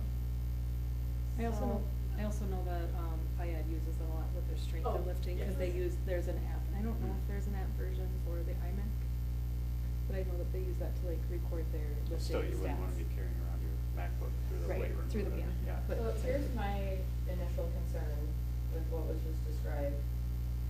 I'm a student being interviewed by another student, and my answer is recorded on somebody's personal device. Where is that going after? Are my words now being pushed out on social media without my knowledge? It's mostly going out to the yearbook or to. Is your question whether it is a public forum and you're answering those questions? Well, I mean, I just think. The control of the data, the control of the information, if it's on Right. somebody's personal device versus a school issued device, right? Is that what you're asking? Yeah, I mean, really, it's one thing to be an adult in a public forum saying, I'm gonna go do this and voluntarily do it, and while I'm participating as a student, if I'm now sharing something that I wanted to tell you, and you have it on your personal device, and now you get mad at me, and maybe it's something I didn't want necessarily everybody to hear, or maybe there's more to the recording than what was just on the question and answer part, like, I don't know, that.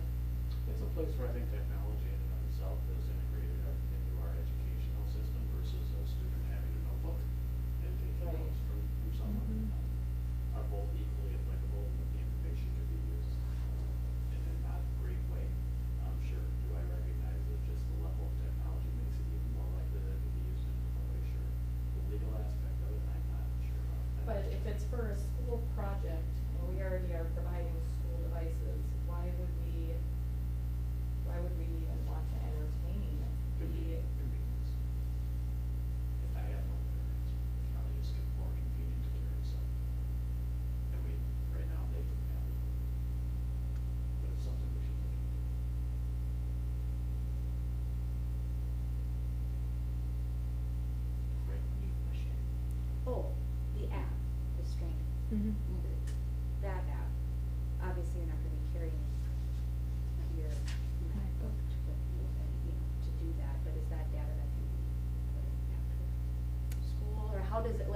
I don't know what the app does, I guess. I don't know, cause I don't have the app, I've been in the classroom when they're putting it in. I would imagine, yes, you could carry a piece of paper on a clipboard and you could enter it in later. I would imagine that there's another app that you could probably get that would be on an iMac. I just know that that's one of the things that they are From what I know, it using. replaces basically a one sheet, like, workout routine where back in our day, you would just handwrite in after So you'd each still be set. able to put it into the app later. if So you wanted to or so something. it's as much to have the plan for the day, for the workout on you, as much as it is to record your progress, so, yeah, it does both. But yeah, in our day, it was paper and pencil. Mhm. And a whiteboard that you had to keep going and consulting probably. Yeah. The other thing is, when I see the word ban, it makes me think that cell phones aren't allowed on the premise at all, and I don't think that's what we're saying. I think ban has taken on kind of a really negative connotation, depending on how you word it, but we're not saying that you can't bring your cell phone into the school, and we're not saying that nobody can bring their cell phones in. I think it's more of, we're already we are potentially looking to regulate when it's being used in the building versus an all-out ban. But if we were to say away for the day, yes, you can bring it into the building, but the whole point would be that you don't see it again, it's belled out. So you don't see it again Again, until the end of the day. I agree with that, but I think I look at it as when we've seen the word ban, it means that it's not allowed on the premise. Yeah, like leave it at We home. ban weapons, we, Yeah. you know. Yeah. Right. Yeah, I guess that wasn't the most specific word choice, but in this context, ban during school hours or not during school hours. Yeah, just to be clear, I think the furthest we'd go is bell to bell. Correct. Mhm. Oh, yeah. Cause if Yeah. kids need rides home after their extracurricular activity or, you know. Right. Well, and as a Need it parent that 'cause they drives, got I their- want my kid bringing their phone. Yeah, yeah. But that's why I'm thinking maybe the word ban, it shouldn't be in part of Yeah. that conversation because it does make it sound like it's not permitted on Yeah. premise. Yeah, and it's not even a word that the students started or we started, it's just the word that's been chosen Right. to. Right. Yeah, it's all through the define- book. Yeah, I would say it's all Yeah. through the book, and I Yeah. think that's one of the good clarifications, Laura, cause there's so many ways that it could go of like, Right. it sounds like we're all pretty much like, no, we don't mean banned as in like you can't even come into a building, Mhm. but. Right, but I think that word can automatically raise Oh, for sure. defense walls. Yeah. And it like will shut down a conversation before it's been allowed to Right. happen. Well, that kind of reminds me of some of my more philosophical thoughts on this is, you know, I read a book full of articles and studies on whether you should, you know, quote unquote, ban cell phones. And I keep thinking to myself, cause, you know, the study of 20 some other studies basically said, when you're looking at academic achievement, there's a few studies out there that say there's marginal gains. They're not huge, but marginal academic gains when you take cell phones out of the picture. And then some studies that say it's just no impact at all. And to me though, that all starts with the question of, should we get rid of cell phones from our buildings? When in the grand scheme of education, going back decades and decades and decades, smartphones weren't a part of it. So I don't know why we're not starting with the question of, should we allow smartphones into our building? Prove to me that we should, instead of prove to me that we should remove them. Right, I agree. So it's like, you know, cause of what, the iPhone came out in '07, not even 20 years ago or something, and yeah, for so long, students were able to conduct themselves at school and get an education, and then, so I think the question in my mind that I like to look at is, prove to me that they should be there. I And when agree you, with when you that. ask that question, you get the, you know, you look at the academic impact studies, and you're not proving to me that we should allow them, because you've showed me studies that either it slightly hurts academic performance, or there's no change. Right. So what's the evidence that we should allow them in our I think education world? what you're seeing and what I provide you are studies and information that's only from 2023 or current. Yeah. If you were to go back and look at studies from 2008, 2010, 2013, or 14, there was a movement within our country to ensure that every student had something, even if that we were providing in the school district. Yeah. Because we were utilizing them for formative assessments. Teachers were looking for innovative ways to ensure that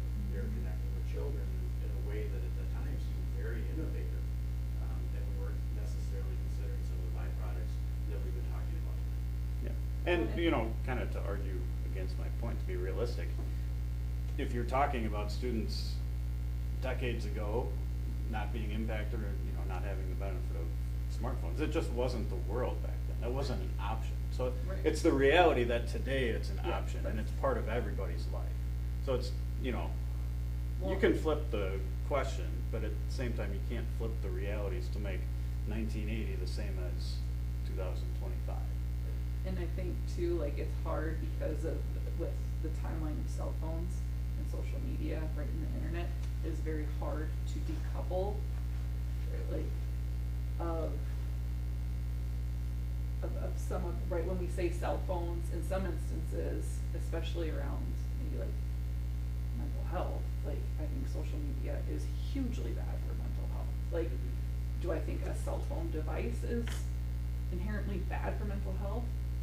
Not as much, like, internet, yes, social media, yeah, and a cell phone device itself, or the ability to, like, I don't know. Yeah, if the device were just a device still, where it called and texted, or you had to like T9 text, whatever. Yeah. You know, like, fine, but if Like it's Snake. not anymore, and they never will be again.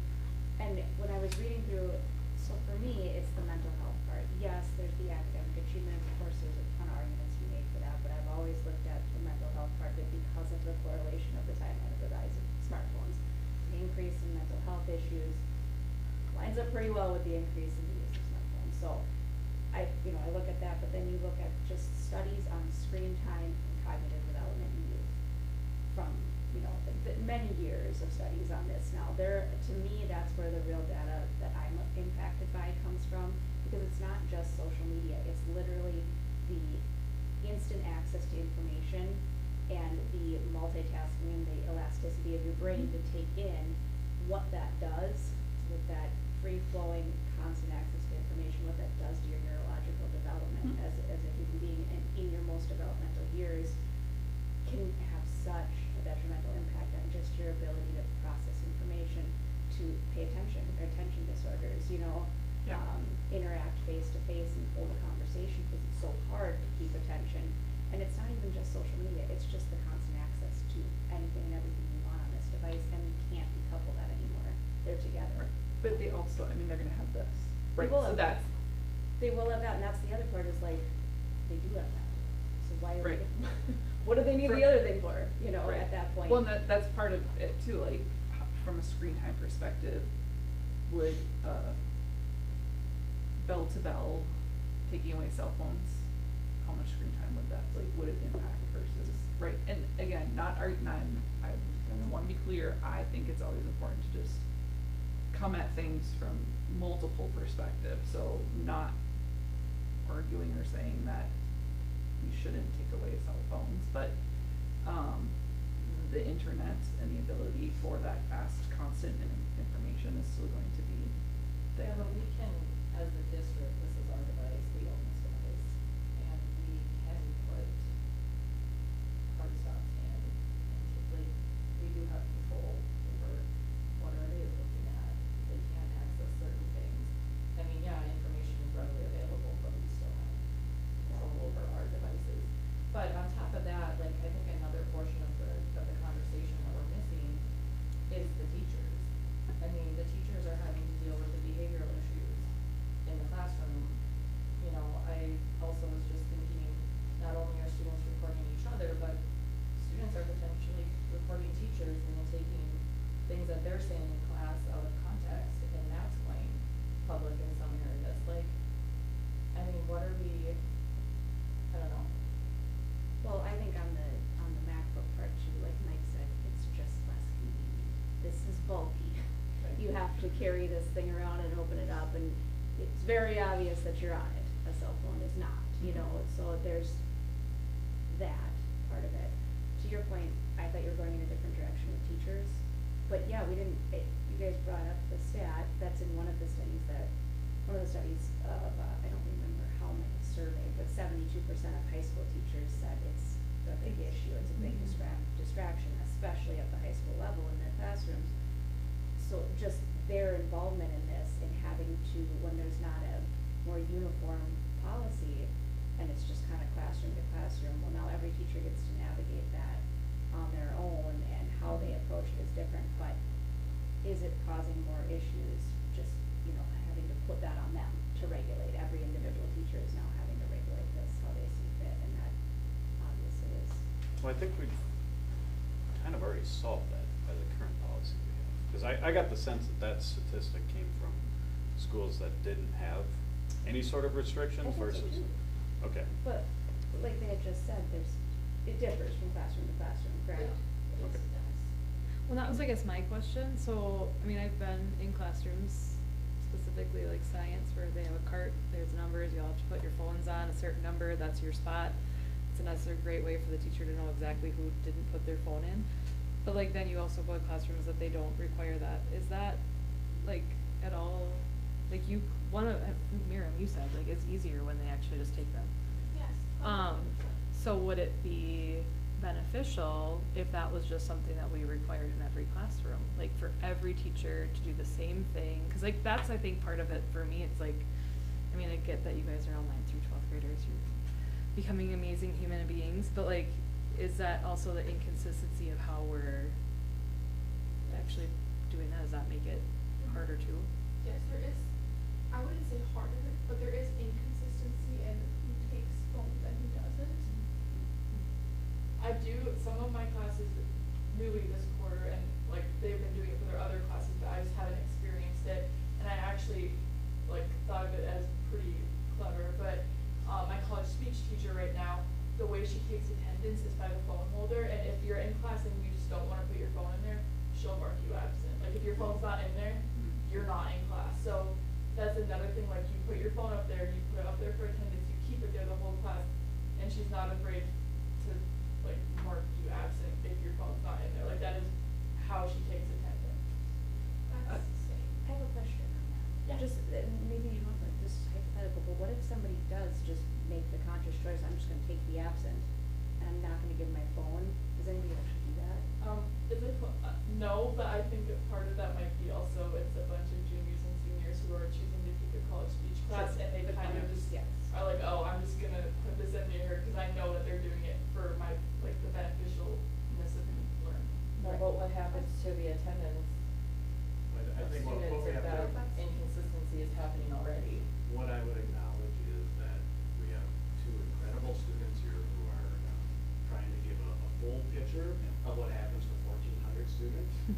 Whereas Principal Kusar, I know, is strenuously putting into place with each individual teachers ways of ensuring that those phones are away for the instructional period. And how it looks can differ between each classroom because all of our teachers are a little bit different. If we start looking at ways of trying to ensure that it all looks the same, that would be something that administratively we would take on, and I would have discussions with Principal Kusar on how we do it. I wouldn't necessarily say that should be part of today's discussion. Right. We have this in place, we have an incredible principal there who's putting it into place. And every day can be a little bit different when you're managing a school that's larger than most of the cities or towns that neighbor us. So, I appreciate where our students are giving us feedback on, but I don't know if they can necessarily give us entire feedback on a building with, tens, 20s, and 30s numbers of classrooms. One, I can tell you that there was a middle school student this last week that said that she almost, like, well, as a friend, so her friend almost comes to school every day crying because her older sister makes her give her her phone so that her sister can then turn her phone in, so she has a phone all day on her person. So I don't know if she's in your speech class, but like, kids have also figured out workaways or workarounds. So like, I mean, even like turning in your phone every day isn't necessarily going to be the solution. That I would do have actually- a question, on usage, as I know you talked a little bit about, like, are there any classes that use apps or things like that? Around, just so both of you are on student council, so like when you're communicating school activities, so like, how does, like, do cell phones come into play at all? Not saying that it can't be overcome, but understanding from an impact perspective, like sports, when you're communicating, like, here's dress up days, like, do cell phones, or like even how you're working together as a student council, do those ever get used for those purposes or not? So for student council, and I know other sports and activities do it too, they mainly use GroupMe, which GroupMe is available on the MacBook. I mean, during, like, in the mornings a lot, and after school council relies on group community, like, most of us use our cell phones pretty regularly for that, even during like passing time and during lunches. But it is available on our MacBooks, so it'd be pretty easy to just transition to that instead of using our cell phones. And I would take, Principal Kuster, if you wanna join the conversation for a minute, that's totally okay. If there's any questions for him? You're always welcome. Yeah. We can certainly answer questions, I have plenty of thoughts. Well, let me ask you, Yeah. can I ask you just a real No, you don't general? have to join us. Just generally, because the topic came up with specific examples, but generally, how often do you hear of or see students trying to, quote unquote, game the system, trying to get around our current policy? There are certainly some that do, yeah, Right. absolutely. Just out of clarity to that, it's not, I turned in my cell phone, that was my sister's, so now I can sit in the room and be on my phone. Right, exactly. You still cannot be during class unless, certainly if you're hiding or whatever. And I don't know if that would be different, no matter what the place. But across right now, it's no cell phone during class time, unless it's needed for an academic reason. Math teacher that does a great job with students actually take a picture of their homework, and then it stays in their notebook and they submit it to school. Good use of the phone. Yep, you can use it on your MacBook if you were to twist it, but it's an option for them. So there's a lot of places that it's being used in good ways. Does it need to be that? No, but is it a beneficial option for students? Yes. Just like all of us, it's made more convenient. We have with the team builder app. Most of you that might work out more often than I do. How often do you work out and not have something digital with you? And I wanted to circle back to, the yearbook and journalism committee.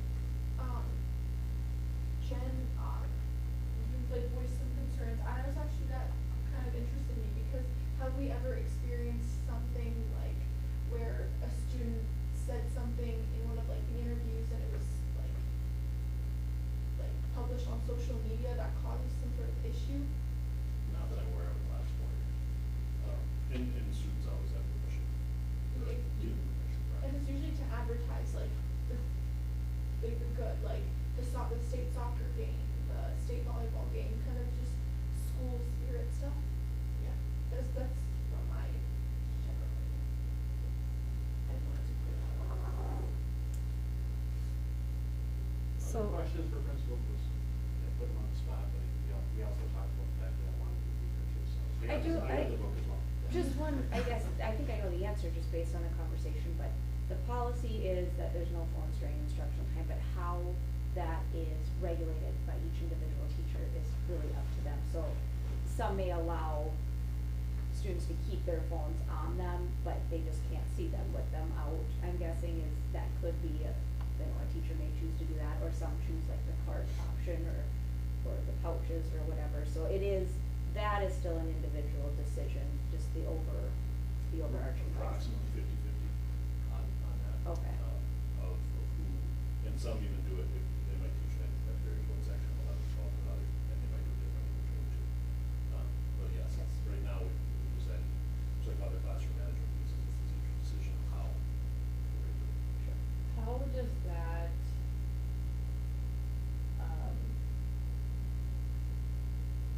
I guess how is the environment around that? Because I have heard in other districts, who have kind of moved to the no cell phones in classrooms, and some teachers are letting it slide and some aren't, and then you almost have this tattletale environment amongst adults because this teacher is allowing it, but I can't because this is what the policy says.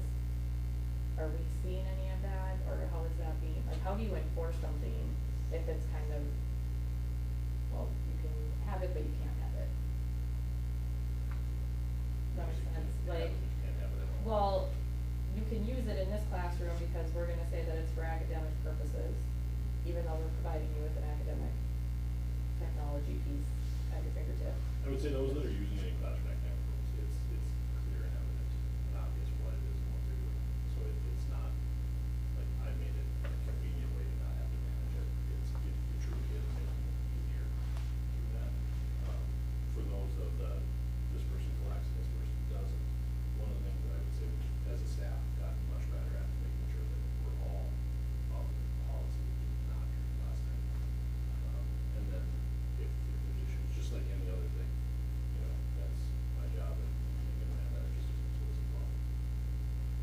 So we are able to enforce it, are they, you know, enforcing that in the classroom, that, is that a call to you that says, you know, I've reminded this student multiple times and it's still an issue?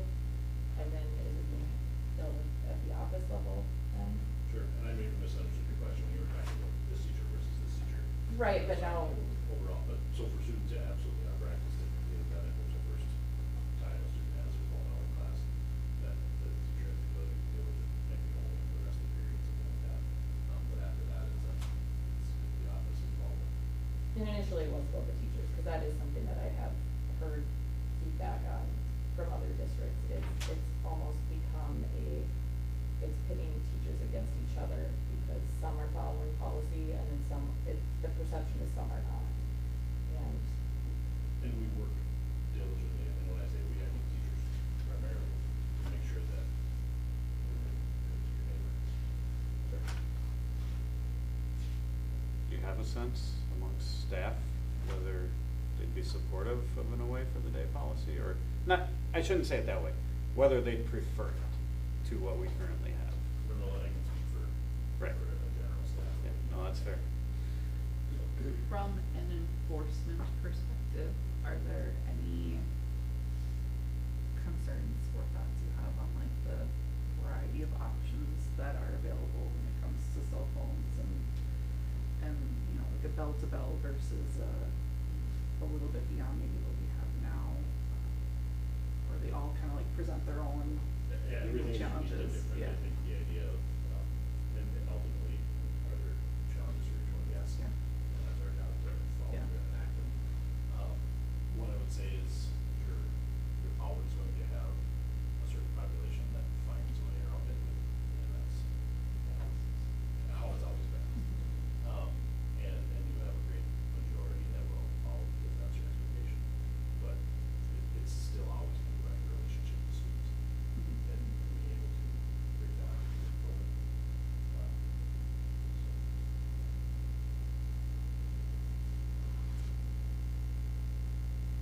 Other questions for them, please?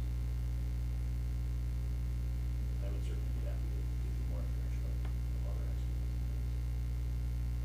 We sat down with a company and had that information. Well, I know that we have our information from Yonder. I know I personally don't have a lot of interest in that option, but I don't know if other people on the board feel differently. I just look at this as seems like it would be kind of expensive, and I just can imagine that the student population that aren't going to want to cooperate with such a device, there's gonna be a lot of destruction happening and or just, I don't know. I don't think of it as being like a feasible option. No, I've heard, when we went to the MSBA conference last year, I think we went to a cell phone, talk at some point during that session, and the districts, there was a couple that were in the group that had purchased, they were much smaller than we were, so the cost was obviously a little bit more reasonable in those cases, but those that had purchased these, I don't think they were seeing the value out of them, necessarily, so it wasn't that they weren't liking the away for the day thing, just the Yeah. investment in the pouches, they probably wouldn't reinvest in the pouches again. Yeah, I think cost alone, it's tough to justify. And we've had years of budget cuts. So. And I don't know, do you make recommendations to a policy and then from there look at options as to how you store them or what you do? I mean, there's really different ideas, I mean, different things that districts have done as far as storing cell phones in an away for a day setting, but. Well, I guess I just wonder if, speaking of teachers and community, going back to our previous, like, is it another opportunity, like, could we come, maybe the policy committee, because again, you guys are dealing with our cell phone conversations, but like, you go and you attend one of our teachers' meetings so that they can maybe voice some of those concerns, or maybe some positive things that they could share with you, and then we could potentially have a community listening session for the three of you to also attend on this topic, and then we could do something similar when we have more guidance of what we're gonna do with athletics facilities. I don't know. I do have a question on the community part of the specific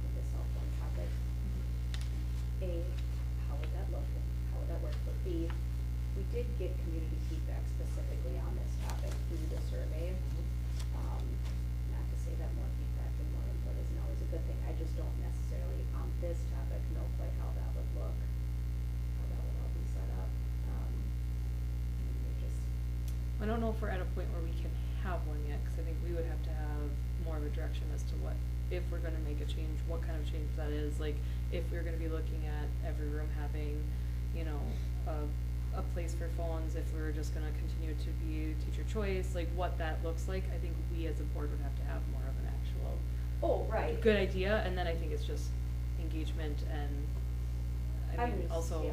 So get to the point where we're. potentially even like teaching opportunity to say like, well, Right. yes, we're gonna do whatever it is that we're doing, but here are some ways that, you know, this is gonna be really positive, or, you know, this is other ways that you can also help your child, like, did you know that you can turn focus on? Like, apparently my child didn't know how to turn it off, so that was really fun, because you could never get a hold of him. It's cell phone that I pay for, so, I mean, just like some, like, I think it would all be right of that. So you're talking more conversation and education for the community once a direction has been decided upon.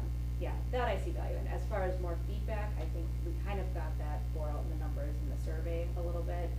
Teachers I would be more interested in just getting feedback because they're so much more involved in the enforcement part of it currently, and just where they would fall on that. I think my Yeah. only thing is because the you know, it's hard when you just ask like a couple questions that are, and because it wasn't, I was surprised that there wasn't a higher number of respondents that were more in favor of doing away with cell phones, of understanding just from a input perspective. And it might not change the direction, right? Like, but it might help with how we roll it out or present it as well to addressing concerns or maybe misconceptions that parents or community would have rolling it out, just because it is a big thing. Yeah, I wouldn't mind it for that reason. I guess I always look at like who are the most impacted parties, you know, and so students, teachers, are gonna be the most impacted on a day-to-day basis. So having that input prior really is gonna be our most meaningful. But yes, I agree, just more for the education part of it, I guess, understanding what the concerns would be so that, you know, we can have more robust conversations with people if there would be a change made. I think my concern is you're right, it impacts students, but your student goes home and your student might not think much of it, but if the parent goes, gosh, I can't believe they took away your phone, now I can't reach you, then the student starts to, right, like, so I think know. parents are still a very important part of that. That's where I think the education consideration. part comes in. I just think that as far as, like, we're gonna hear those things. Yep. Like, elephant in the room, parents are gonna be like, up in arms, some will be Mhm. about not being able to contact their student during the day. That's not the input that really we need though, to make the best decision for our students and our staff. The input of a teacher feeling, or a parent feeling anxiety because they can't reach their student all day. Yeah, we already know that. That's feedback we've already gotten. I don't need to hear it again to know that that's already a concern.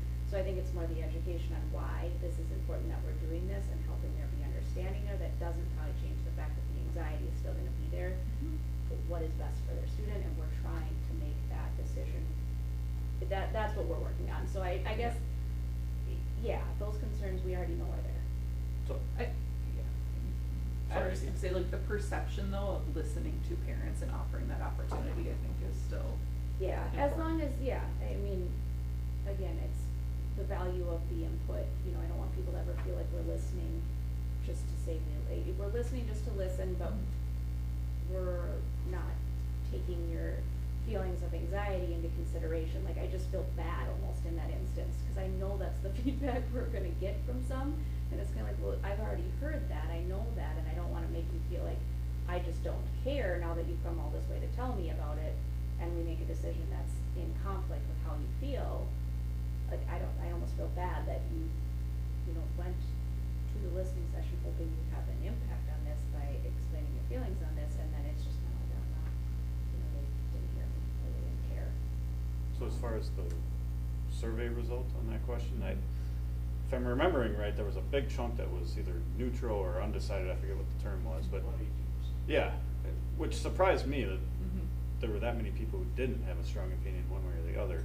And I think if we were to, you know, get mostly a plan put together and do, kind of treat it like a review and comment with the community, you know, put it out there. Right. Have a session with them, get their feedback on it. It's not like, you know, there's a 0% chance something could change. Right. If we just suddenly get that 18% to flip to no way, what are you doing? This is crazy.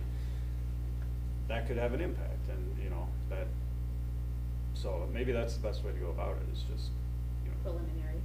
get most of our plan in place. Like you said, we're gonna get feedback from the student body, from staff, get an idea put down, and then if it's just a complete no-go and half the people who were yes on the survey now change their mind and say we don't like what we're seeing, and the undecided say the same thing, then we probably gotta revisit it, but if it's a tentative plan, we'd like it to be well received, we'd like to do the education piece of it, have it be well received, which I would think is more likely, but. So, cause I think we could talk about this topic for hours and days on end. And it's important, and I'm not saying that, but we also have athletic fields and it's, like, Yep. my other question to kind of wrap this part up for cell phones, or at least my proposal to wrapping it up is, if there is any changes to the policy, and if we're looking to have this change be made prior to the next school year start, we're looking at a 3-month period of time there, so that would put us at what, June, to start having it go through its final reads. And Mike, probably earlier, because you'd wanna be planning, you'd wanna have everything. I guess just because we're going through readings doesn't mean you wouldn't be planning and already implementing things, but if it's finalized in August, if the final vote on the policy is done in August, that's. I want to ensure that we can incorporate it in the code of conduct, we try to do in July. Okay, so if we're then working backwards and we're adding more listening sessions, which I've always been an advocate of, I'm not saying that. I think we need to figure out, what does this timeline look like, cause I personally don't wanna kick the can another school year, if the board is wanting to make changes. Right.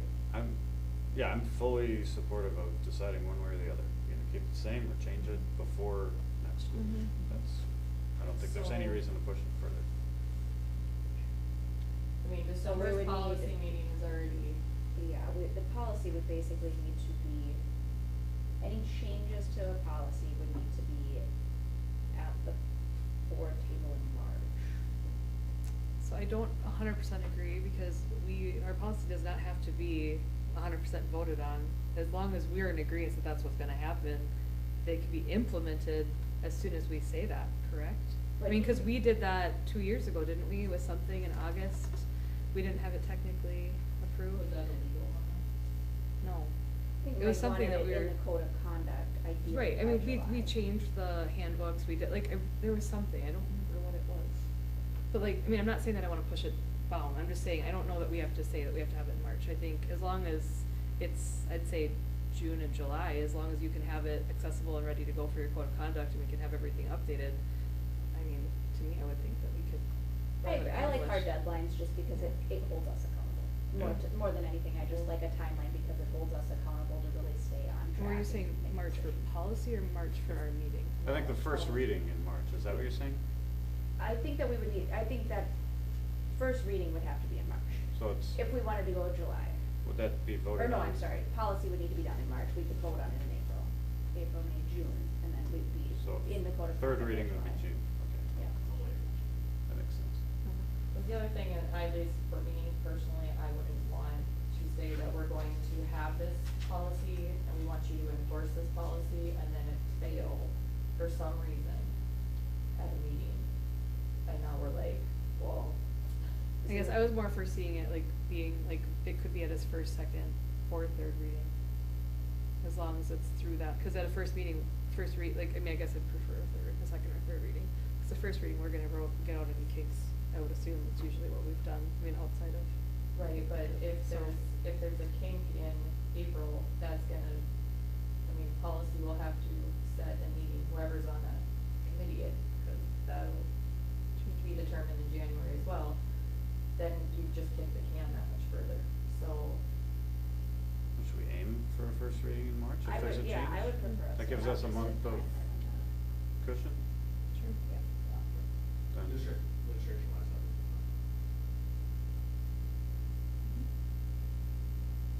And I agree, we should move on. Yeah. I mean, We're tired. really, because we've got more input to gather, so. Yeah. Yeah. I think we've flushed out Is there anything the else that you issues on need our from mind. us to continue? Okay. Were Emily and Miriam needed Thank for, you.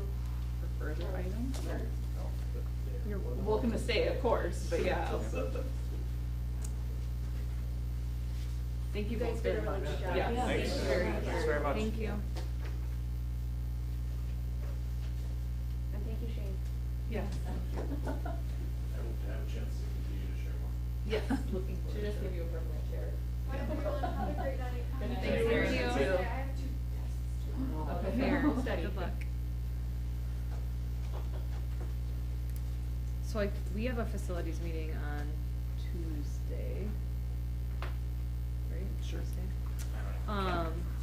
So my hope tonight was just kind of getting some ideas of where we want to, what are our next steps. Dr. Bard sent us all 2 different documents online.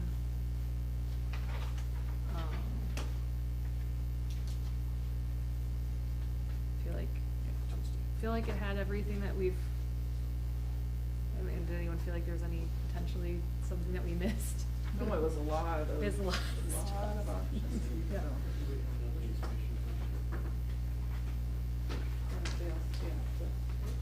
From our. The referendum. Oh, yep, Yes. yeah, yep. And we thank Joe for joining us this evening. If you have any questions, Joe was instrumental in preparing what I provided for the board.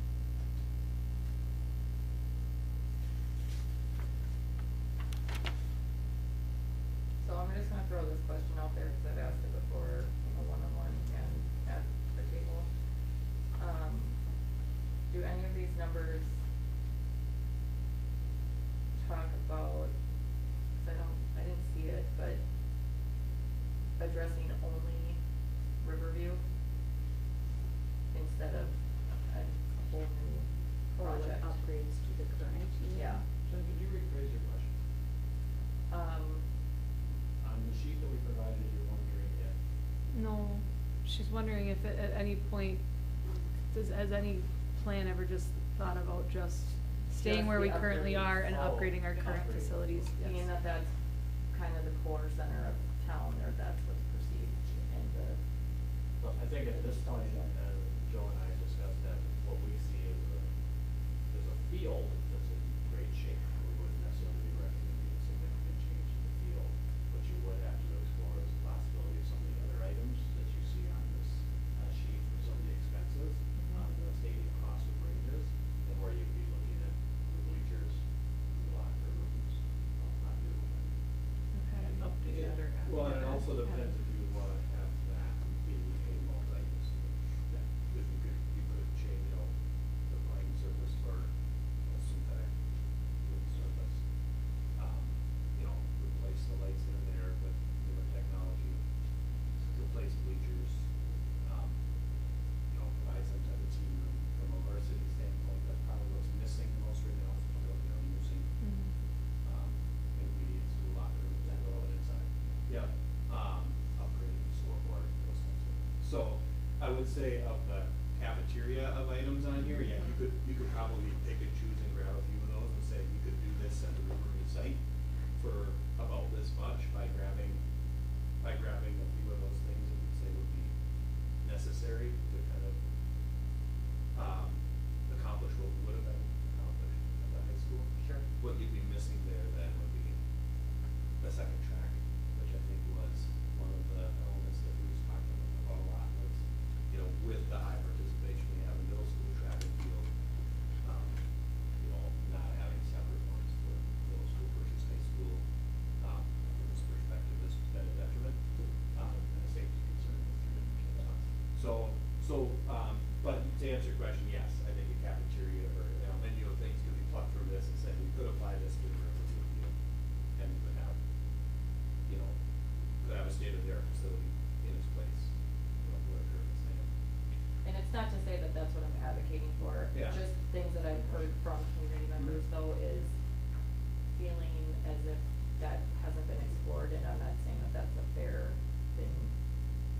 fair, representation either, or, yeah, but if I'm hearing it, I kind of wanted to bring it up and just, what is the option, is it really feasible? You know, and then what happens to that facility if we do build it?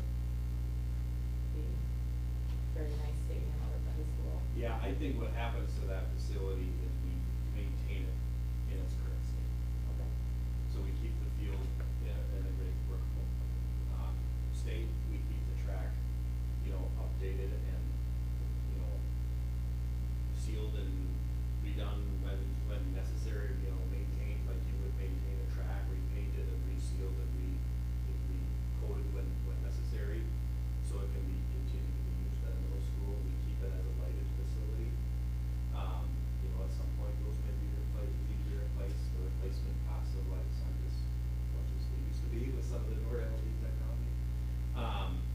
So I would think, you know, and when we talked about ballot question back in February, we had that question from time to time, and we see it being a great asset for our, you know, intermediate and middle school ages, if it were solely, you know, if it weren't used by our varsity, by our high school students.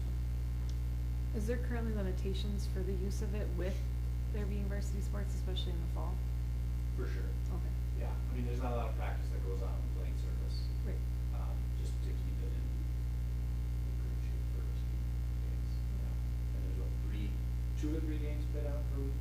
It's usually, the JV does it too. Yeah, so there's usually a JV game on these freshman and varsity games.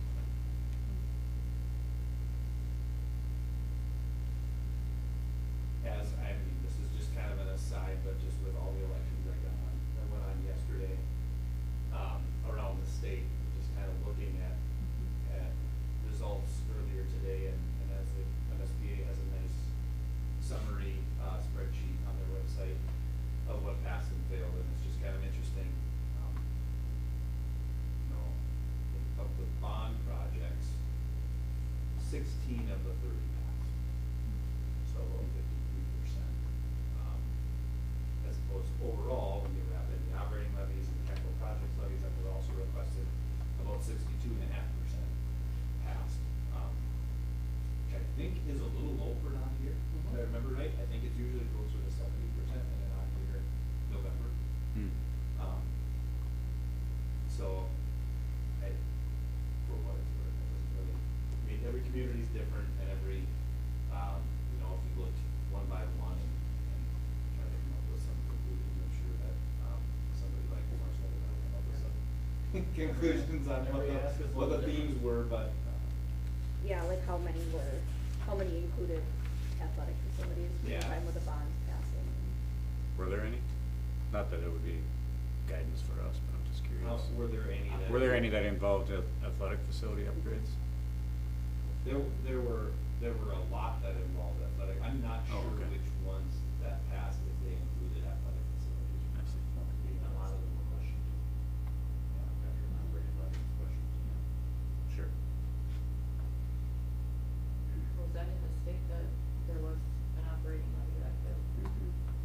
Yeah, I just heard it this morning, I don't remember what it was now, Was it that an operating levy that failed, and I don't remember what district it was, I just heard it big. That was a building. Oh, yes, not that they remember that. Back there as well.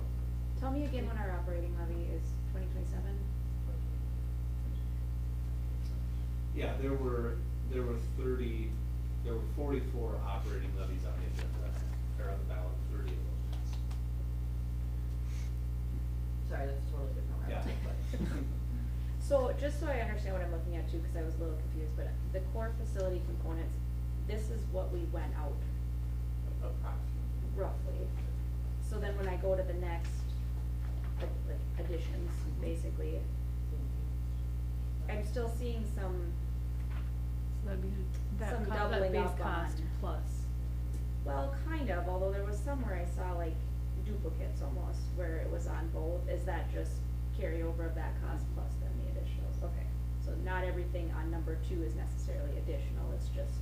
I think the best sheet to look at is the stadium cost with wages, and then what you're looking at right now, I believe that way gives a better description of what each of those items are over Sure. on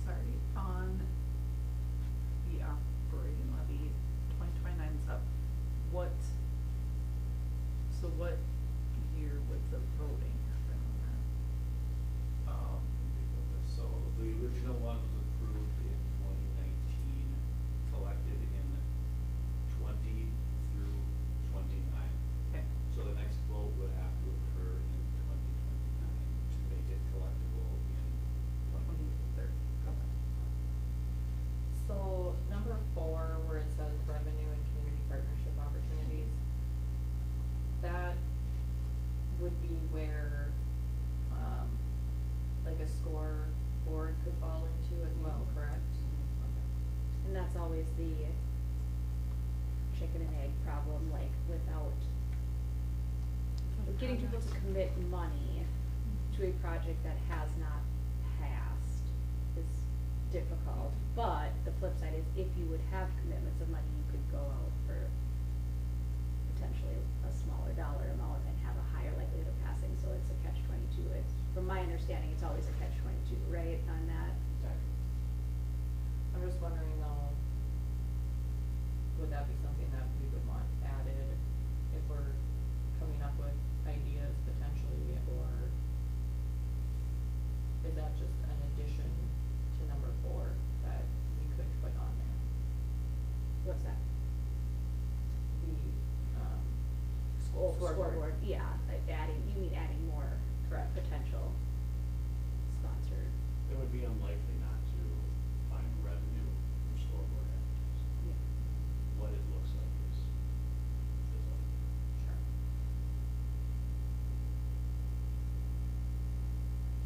Okay, overarching view on all of this, just because I was in some of those community meetings and I was surprised by some of the feedback. Because, and again, this is a small group of community members, so it's hard to get a feel for the overall, but there was a lot more talk about not having enough options, or not being able to service enough of the community and athletic groups for them to really get behind the proposal that we had put out. That was some of the statements that we heard, like, how does it benefit baseball association, or how is it gonna benefit us, and why do I go out and advocate for that to the members of my association if they're not really gonna have a lot of use of this, the basketball association, whatever. That was some of the feedback, and so it was almost like there was more advocating for more options with it than I really thought there would be, which of course brings added cost. But I feel like I still need more information on where the community really stands on this. Are they just opposed to spending money in general on a project like this? Or would they be willing to if they felt that there would be a greater benefit to them or their family or their students or their association if we gave them more options and actually made it more expensive? I still feel like I don't know which one the community was really, like what direction they were really going and why necessarily it failed. Was it because it cost too much or it didn't offer enough and it should then cost more technically? But then also, like, to all the things that you just said, but then plus but why also wasn't it done? Like, so, like, I wanted more, I wanted these things, everything you said, but then I also am just frustrated that this didn't already happen. So I think some people also took that as the approach of like, I don't know, like, I agree with you, I don't know where people stand. Yeah, I mean, some of the feedback, and it was valid, like, I remember somebody from the baseball association saying, you know, for us, when we were hearing the presentation or whatever, we had to kind of make a conscious choice on whether we advocated advocate for it to the members of our association, and a lot of it came down to, how does the association or our families that are a part of it benefit from this specific, what we were proposing, how did they benefit from it? And I think there was just kind of statements like there wasn't enough of a benefit for them specifically, that they didn't, it's not that they were against it with their families, they just didn't advocate, they weren't our salespeople, like we would have loved for them to be of it. And so, in that aspect, it's like, well, they were looking for more. For them to go advocate to their association, they wanted more that would benefit them. Mm-hmm. And I get that. But then there's the cost side of it where, well, how much of the community was a no because of just the cost in general, and if we add more cost, will they just be more opposed to it? Like, I'm really struggling to figure out the whys on the no's still, and that makes it hard for me to know really where to go from here, without more, like, I know surveys are ridiculously expensive, but in this instance, and I don't feel like we're in a rush right now, at some point I feel like that would be helpful on this item, just because I don't know if I'm the only one that feels like I don't fully understand all the reasons it didn't pass, and what was the majority reason why. And I think some of that is outlined in what I provided this evening related to what listening groups and some things provided us, but I don't disagree in that to really uncover some of the possibilities. Mhm. A community survey might be something we have to consider doing, but recognizing that there are costs that are more significant than what people think a survey should cost. Right. whether it's a survey or some other way of gathering information, I'm right there with you that I feel like I need to gather more information on Right. what the scope of this project should look like the next time it hits the ballot, because it's, frankly, the design that we put in front of the voters is many years old. Yeah. I mean, the concept of it was put together when the high school was designed, so I think it is time to get back to the drawing board a little bit, and that's gonna take a lot of community input. Well, I don't know if I'm the only one that feels, I don't feel a huge urgency, not that it's not an important thing, I guess I'm just looking at it like I don't put this on the top of urgent issues that we need to address right now. So we maybe have some breathing room where, you know, we can do this over time instead of, and it, certainly with where we're at budget wise and whatnot, I don't wanna be needlessly spending that kind of money right now either. Well, and I think the timing thing and like just asking about the operating levy is that, to me, the timing plays into that a little bit, because, right, you don't wanna like take this and wait, like, and okay, now in 2027 or 2028, this was on there, but now in 2029, we're coming back. Right. And so, like, that's the part that Or, I mean, there's so many different ways you can approach it, does that all go, I think some districts did both bond and operating together on the same. Yeah, yep, on the same Does one. that happen at the same time, so that we're not asking for money for a number of years, or what? I mean, there's obviously a whole study behind Yeah. that, too, I get that idea, but, I mean, if the next chance we give is to vote this in 2029, you're looking at a project that's not completing until 2031. You're talking like 6-7 years down the road literally just from throwing now. it out there, Yeah. not, So I- not You anything. can also, I mean, you can go up for a referendum for operating room any time before it expires. That's true. I mean, you So we can do a could- revoke and replace. Yeah, we could pull that Oh. earlier. And earlier if you so choose. And just to echo a couple things Emily said about just the process and kind of, I mean, survey's cheaper than an election overall, right? Especially if it's the only thing we're running, as far as the election was. This time, we were doing an election anyway. So the survey on this version of the stadium at this cost was already taken, you know?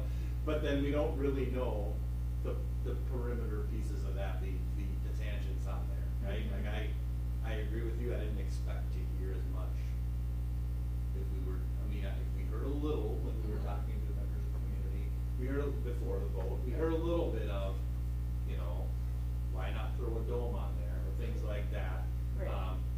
You know, and there are reasons, you know, that with the plan we had that wasn't included, because, you know, it's awfully expensive to operate a dome and things like that, but we didn't, you know, I also was, I will say I was surprised to hear, because when I see one fail by as much as that failed, I kind of make the assumption that it was just too much tax for people to want to pay. Right. And what I heard some of was, more people would have supported it if you would approach it from this way, this way, this way. So, everybody, you know, people have varying opinions, but I do think, you know, I would be uncomfortable with putting something back on the ballot without knowing that it was something that was identified as this is what the community wants. Right. You know, you're always gonna have people who disagree with that, but, you know. You're uncomfortable from a budgetary standpoint of using our dollars to run an election, knowing what we know. Well, knowing how much is unknown. Not You know? knowing, Yeah. not knowing. Why do it? Right, right. I guess one of the thoughts I had is, I mean, is this really gonna be a project at any point that's really gonna be something that's just gonna be one and done? I mean, when we built the high school, none of us were sitting at this table, and they had a plan to have a phase 1, a phase 2, and a phase 3. Like, is this gonna be a project that we're gonna have to, like, obviously get a lot of community feedback, but like essentially create a phase 1, phase 2, phase 3. We can't control what actually ends up happening. Like, I mean, phase 2 was supposed to be, you know, like lots of things, and they had lots of great aspirations, and they did a lot of great work, but like, you just don't know what your community's gonna be at. But like, is it something that's the approach we're gonna have to take? Because that's what, I mean, that's my wondering, because then it would be potentially more buy-in. I mean, it really depends on what we end up bringing back to the table, but like if we say that this is phase one and then we go to a phase two where, you know, maybe more people are like, well, yeah, I know that I'm gonna support this, cause in phase two, my baseball team is going to get X, Y, and Z, or whatever that may be, just, I wonder if that would also potentially Yeah, help. that's also kind of how we ended up here, because phase 1, 2, and 3, phase 1 happened, and then 2 and 3 got kicked a little bit. Yeah, that's true. I also wonder if you're saying certain groups get in phase one and others get in phase two, you're gonna start to have groups conflicting against each other, like why do you get yours several years after we're supposed to get ours? I mean, true.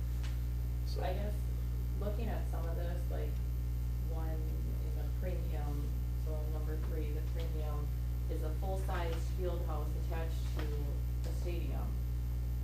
That, you could easily say, well, phase 1 would be the stadium and phase 2 would be the field house, but then you go back to, well, does phase 2 have to pass another bond?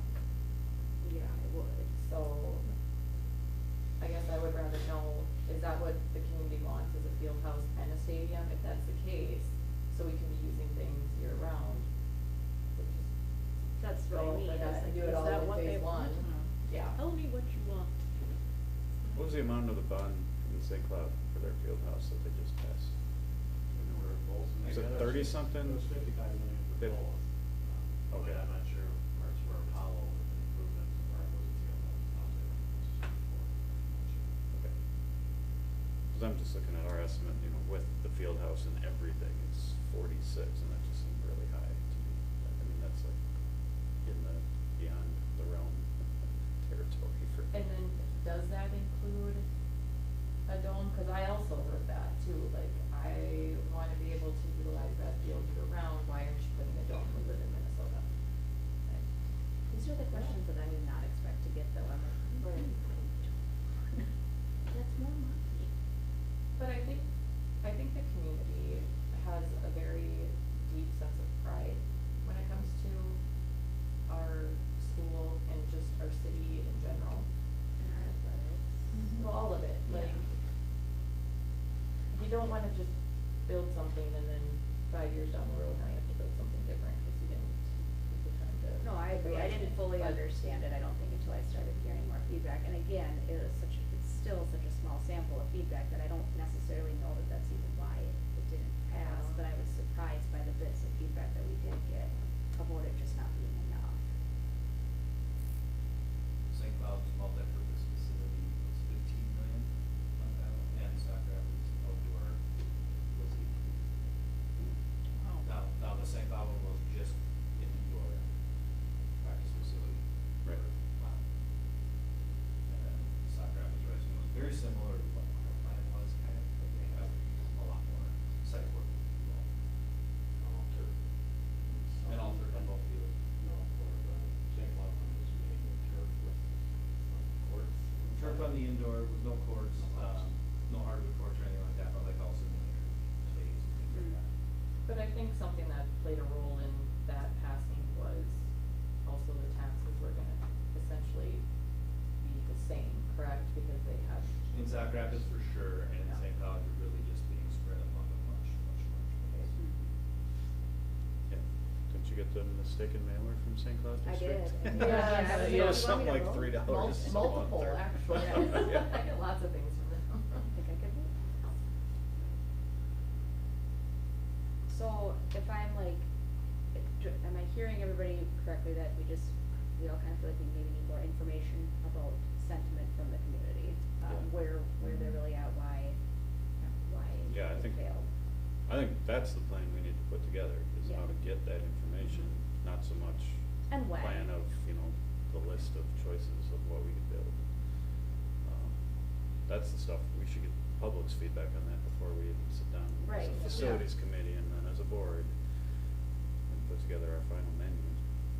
And then kind of a timeline, like, again, when do we really need to, if we were going to do a survey of some sort or anything like that, like when we really feel like we wanna go about doing that. When we do surveys, if we hire it out, how long does that take beginning to end? From when we call them to when we get results? Not very long. Okay. That just matters how we want to set it up and how busy we are. I thought Leatherman said like 6 weeks.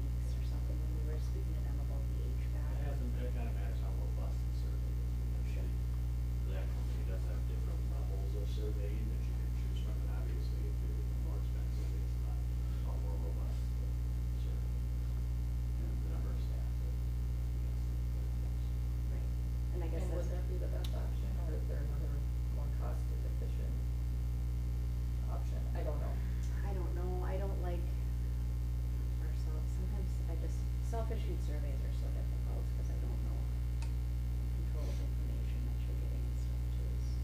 It's difficult. From my perspective, if that's the will of the board, then I think what you're directing district administration to do is come up with a plan for how we would gather information.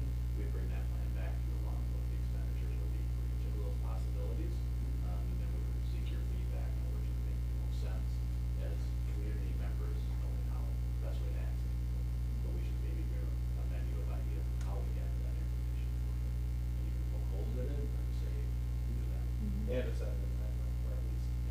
Yeah, generally, yeah. Yeah, Yeah. knowing I mean, earlier tonight, we already talked about a tentative plan of early January to start to get student feedback and could start there. And hopefully go, I mean, It'd be nice to get the survey out around the same time as going and talking to students. yeah. Well, and I guess, yes, in that instance there, that's, when I talk about impact, it's like, well, the impact there, of course, it's gonna have an impact on students.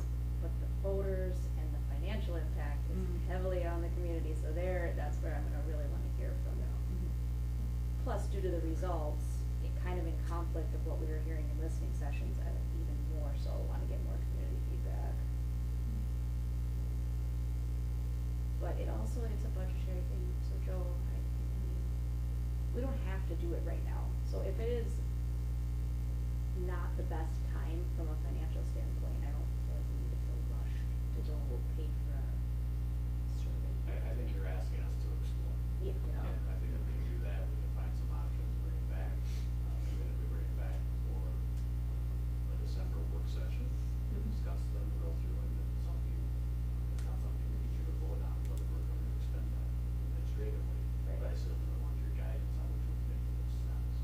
So, when we had our vote in February, remind me how long before that we really started the process of filing paperwork? Basically, I'm wondering, you know, say we do a survey this winter and get feedback and we have meetings with students and other community groups throughout the winter, what realistically would be a time we could put it on the ballot again? When would the earliest be? I mean, last year, we were approving the review and comment at the October meeting for a February election. So about 4 months ahead of time? At least, yeah. So, You'd be I mean, on the general last election next year would be the general election. Yeah. So you'd have to do it, 11 minus 4 is 7, so like July, midsummer. Yeah, I think I think it ends up being about July. Yeah, review and comment. So, yeah, knowing that's the earliest, it'd be ideal if we could get something done. If it's even it's not even a decision that we'd put anything on the ballot. Right. But having the information to know whether we could or want to, by that time, to get it on the general election ballot, it'd be nice to have that as an option if we need it. And I think when we're having conversations with community members, especially like reiterating, this is only for the facilities. So there will be a time when a board, however it's made up, comes back to you and says, we need money to operate the district. It's like, they have to be two separate things. There is also some, I don't know if strategy is the right word, but, you know, public awareness to when a survey is conducted versus when the vote takes place. So if a survey was conducted in February of 2026 and a vote takes place in November of 2028, it's not to say that most of that community isn't still the same, but it's not, you don't have that process of, we did a survey 11 months ago, we did, you know what I mean? Yeah. It's a little more in the past and people forget, or, you know, I've changed my mind since then, the economy's changed, or, you know. I no longer have a high school student. So there is, I mean, I absolutely think we should be exploring that and getting the pricing for it now, but the decision for when the survey should take place, I think is something you all need to keep in mind for when would you realistically support going back to the ballot. Right. And it shouldn't take place too far in advance of that. Like if this, Yeah. basically we have to be to a point where we would be in support of going out in a reasonable amount of time from when the survey, we'd have to be in support of going back out on the ballot. If the survey If the results survey's come back supported. showing that they Right. would be favorable to that. If they don't, then that just ends the process there, but to be ready to go for it if the survey results. Right. What would the pros and cons be of putting the operation levy on at the same time, but earlier than when it expires? Is that also just market driven as to when a district might do that? Yeah, I mean, really,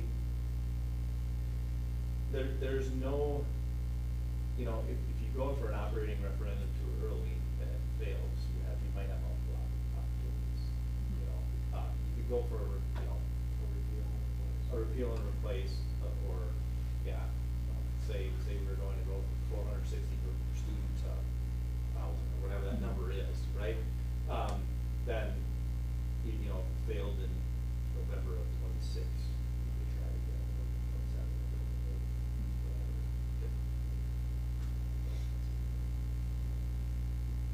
Is there any negatives to do that though? Or fatigue a little bit. I Okay. mean, you wanna, generally you wanna put something on the ballot when it's a need only, right? I mean, you don't wanna go to the voters when it's, this is what we've come up with as our need, or significant community desire to have, you know, in the case of a bond, significant community desire to have this building project done. And when, in the case of an operating levy, when the funds are needed, and not to say that they wouldn't be needed the next time we get them, but, the consequence of not passing, when we come back and say, we're just gonna try again, try again, is, you know, then it's a little bit repetitive and tiresome for voters. And then they finally just give in and say, fine. That's what we Or they do. just say, As "As parents, we do that, Yeah. voters don't always. Yeah, right. Yeah, I mean, one result of the survey could be that the community says, we're not interested in anything. Yeah. At this point in time, as far as stadium facilities go, no matter what the design would be. Right. In Well, which that's what I case, wanna then know. our operating levy, we don't have to tie it to a specific time frame. We could just wait till closer to the end of our 10-year cycle. but- Well, we don't have to tie the operating levy to the athletic, fields anyways, but they never have to be together, but we could. No, they don't, you're right. So the ones that did this past election, was it like contingent, like if the operating levy passes, then does the building pass? There was one repeal and replace that didn't pass, I know that, but I think we sort of put that together for the ones, for all the levies and the votes that happened on Tuesday. I can get a report to you. Cause that's another one. I'd rather give you actual Yeah. data and everything else, and Joe's down in Masville right now, we can put that together, and I can have that for you for next Friday's update. Cause it's another one, like if we were to do them on the same ballot, it'd be just like what we did with Riverview. I wouldn't want a stadium to pass before our operating Right, levy. right. That wouldn't make any sense, but. I think there would be, I would be curious to know what the pass rate was when they were on together though, just in general. And some of them didn't, I think some of them had two bonds, some of them, Yeah. were, just the operating levy alone, and I think that there was a smorgasbord of how some of those looked, and the one or two that I saw that were repeal and replace, I don't want that with that. Yeah, I would just But be they were curious going on the for it ones where early. they were bond project and operating Yeah. levy on the same one, cause I know. There were a lot of- Some of these had a combination, Big Lake did, Demo failed, Badger passed an operating levy and a Badger? building bond, and then they failed the second building bond question that was contingent on both one and two. Where is Badger? Like there's a Badger? city called Badger, right? Okay. They have a school district, Badger. So. Beat up on our sisters. Sorry, 'Cause sorry, what- I'm sorry. There's a Sounds wonderful wonderful. school district located in They, Minnesota. hey, Yeah. it's the next place I'll go visit in the state. I will be in Badger. Cause one benefit of putting them together is, to Jen's point, then you've got built in the opportunity to educate people of, here's why we have to ask separately for our operating levy and our building bonds. So. And there's also, I mean, the capital projects levy is also something that could be in those, where that's operating dollars with some restricted uses, but against a different tax base Hmm. than an operating levy. So. Yeah, I saw there were a number of those the other day. So too. that's something that, you know, we would want to have, as a financial advisor, show us the difference between, let's say your target was to raise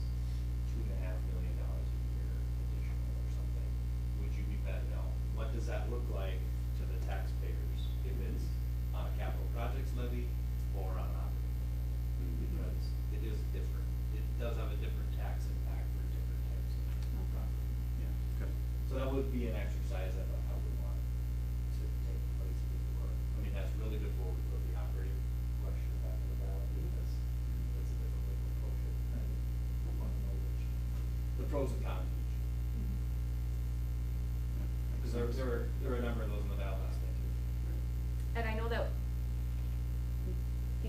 there's the ability to extend your existing operating levy or increase by, is it what is, you can increase without going out to the voters for X amount, not that I'm in favor of that, but I don't think that that even matters for us, cause I don't think that's going to cover our operating costs. Yeah, we're gonna need more than what that would be. You can renew. Renew it for the same. And if you have an inflationary increase built in, Yeah. that would be good, but we don't have that. Oh, we don't, okay, and even if we did, I don't feel like that would be enough. But most of the districts now are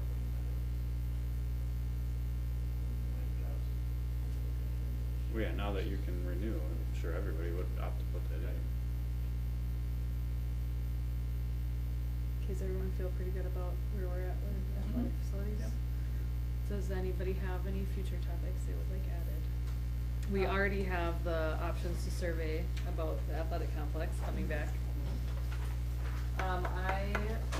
Through the Resource Training and Solutions Board, I had a conversation last Friday with a consult from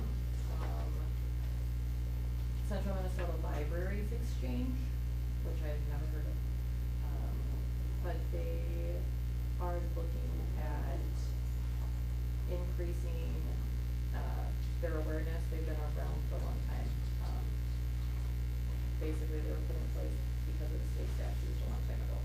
Anyways, the consultant that is working on their strategic plan specifically asked me when I was having a conversation with her on Friday if she could be invited to speak either at a work session or at a meeting to bring awareness to what opportunities they have. They do things with grants.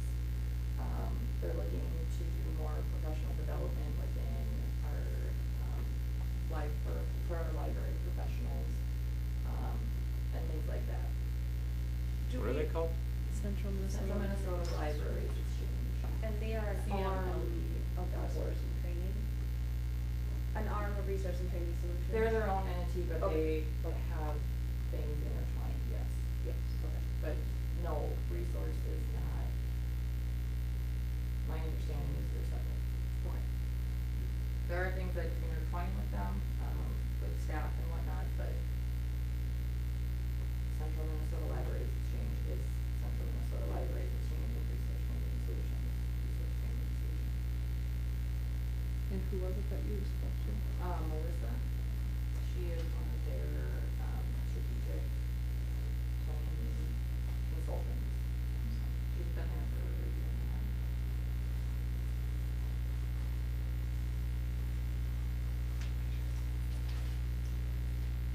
And a lot of it is, I think there's a lot of people that don't realize, by the way, we are a member. It doesn't cost us anything to be a member. I didn't know that we were a member.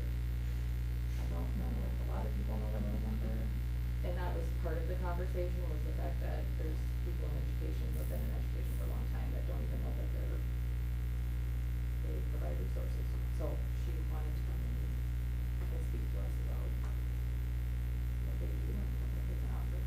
And I told her that I would ask, and the board said yes, and I would let her know and put her in contact with Superintendent Brevard and probably Paul as well, since he's there.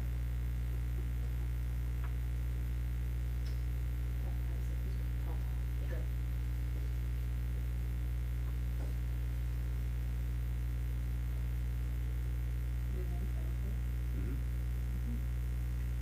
I think having our community and board understand what they provide and what their possibilities are for students is mostly.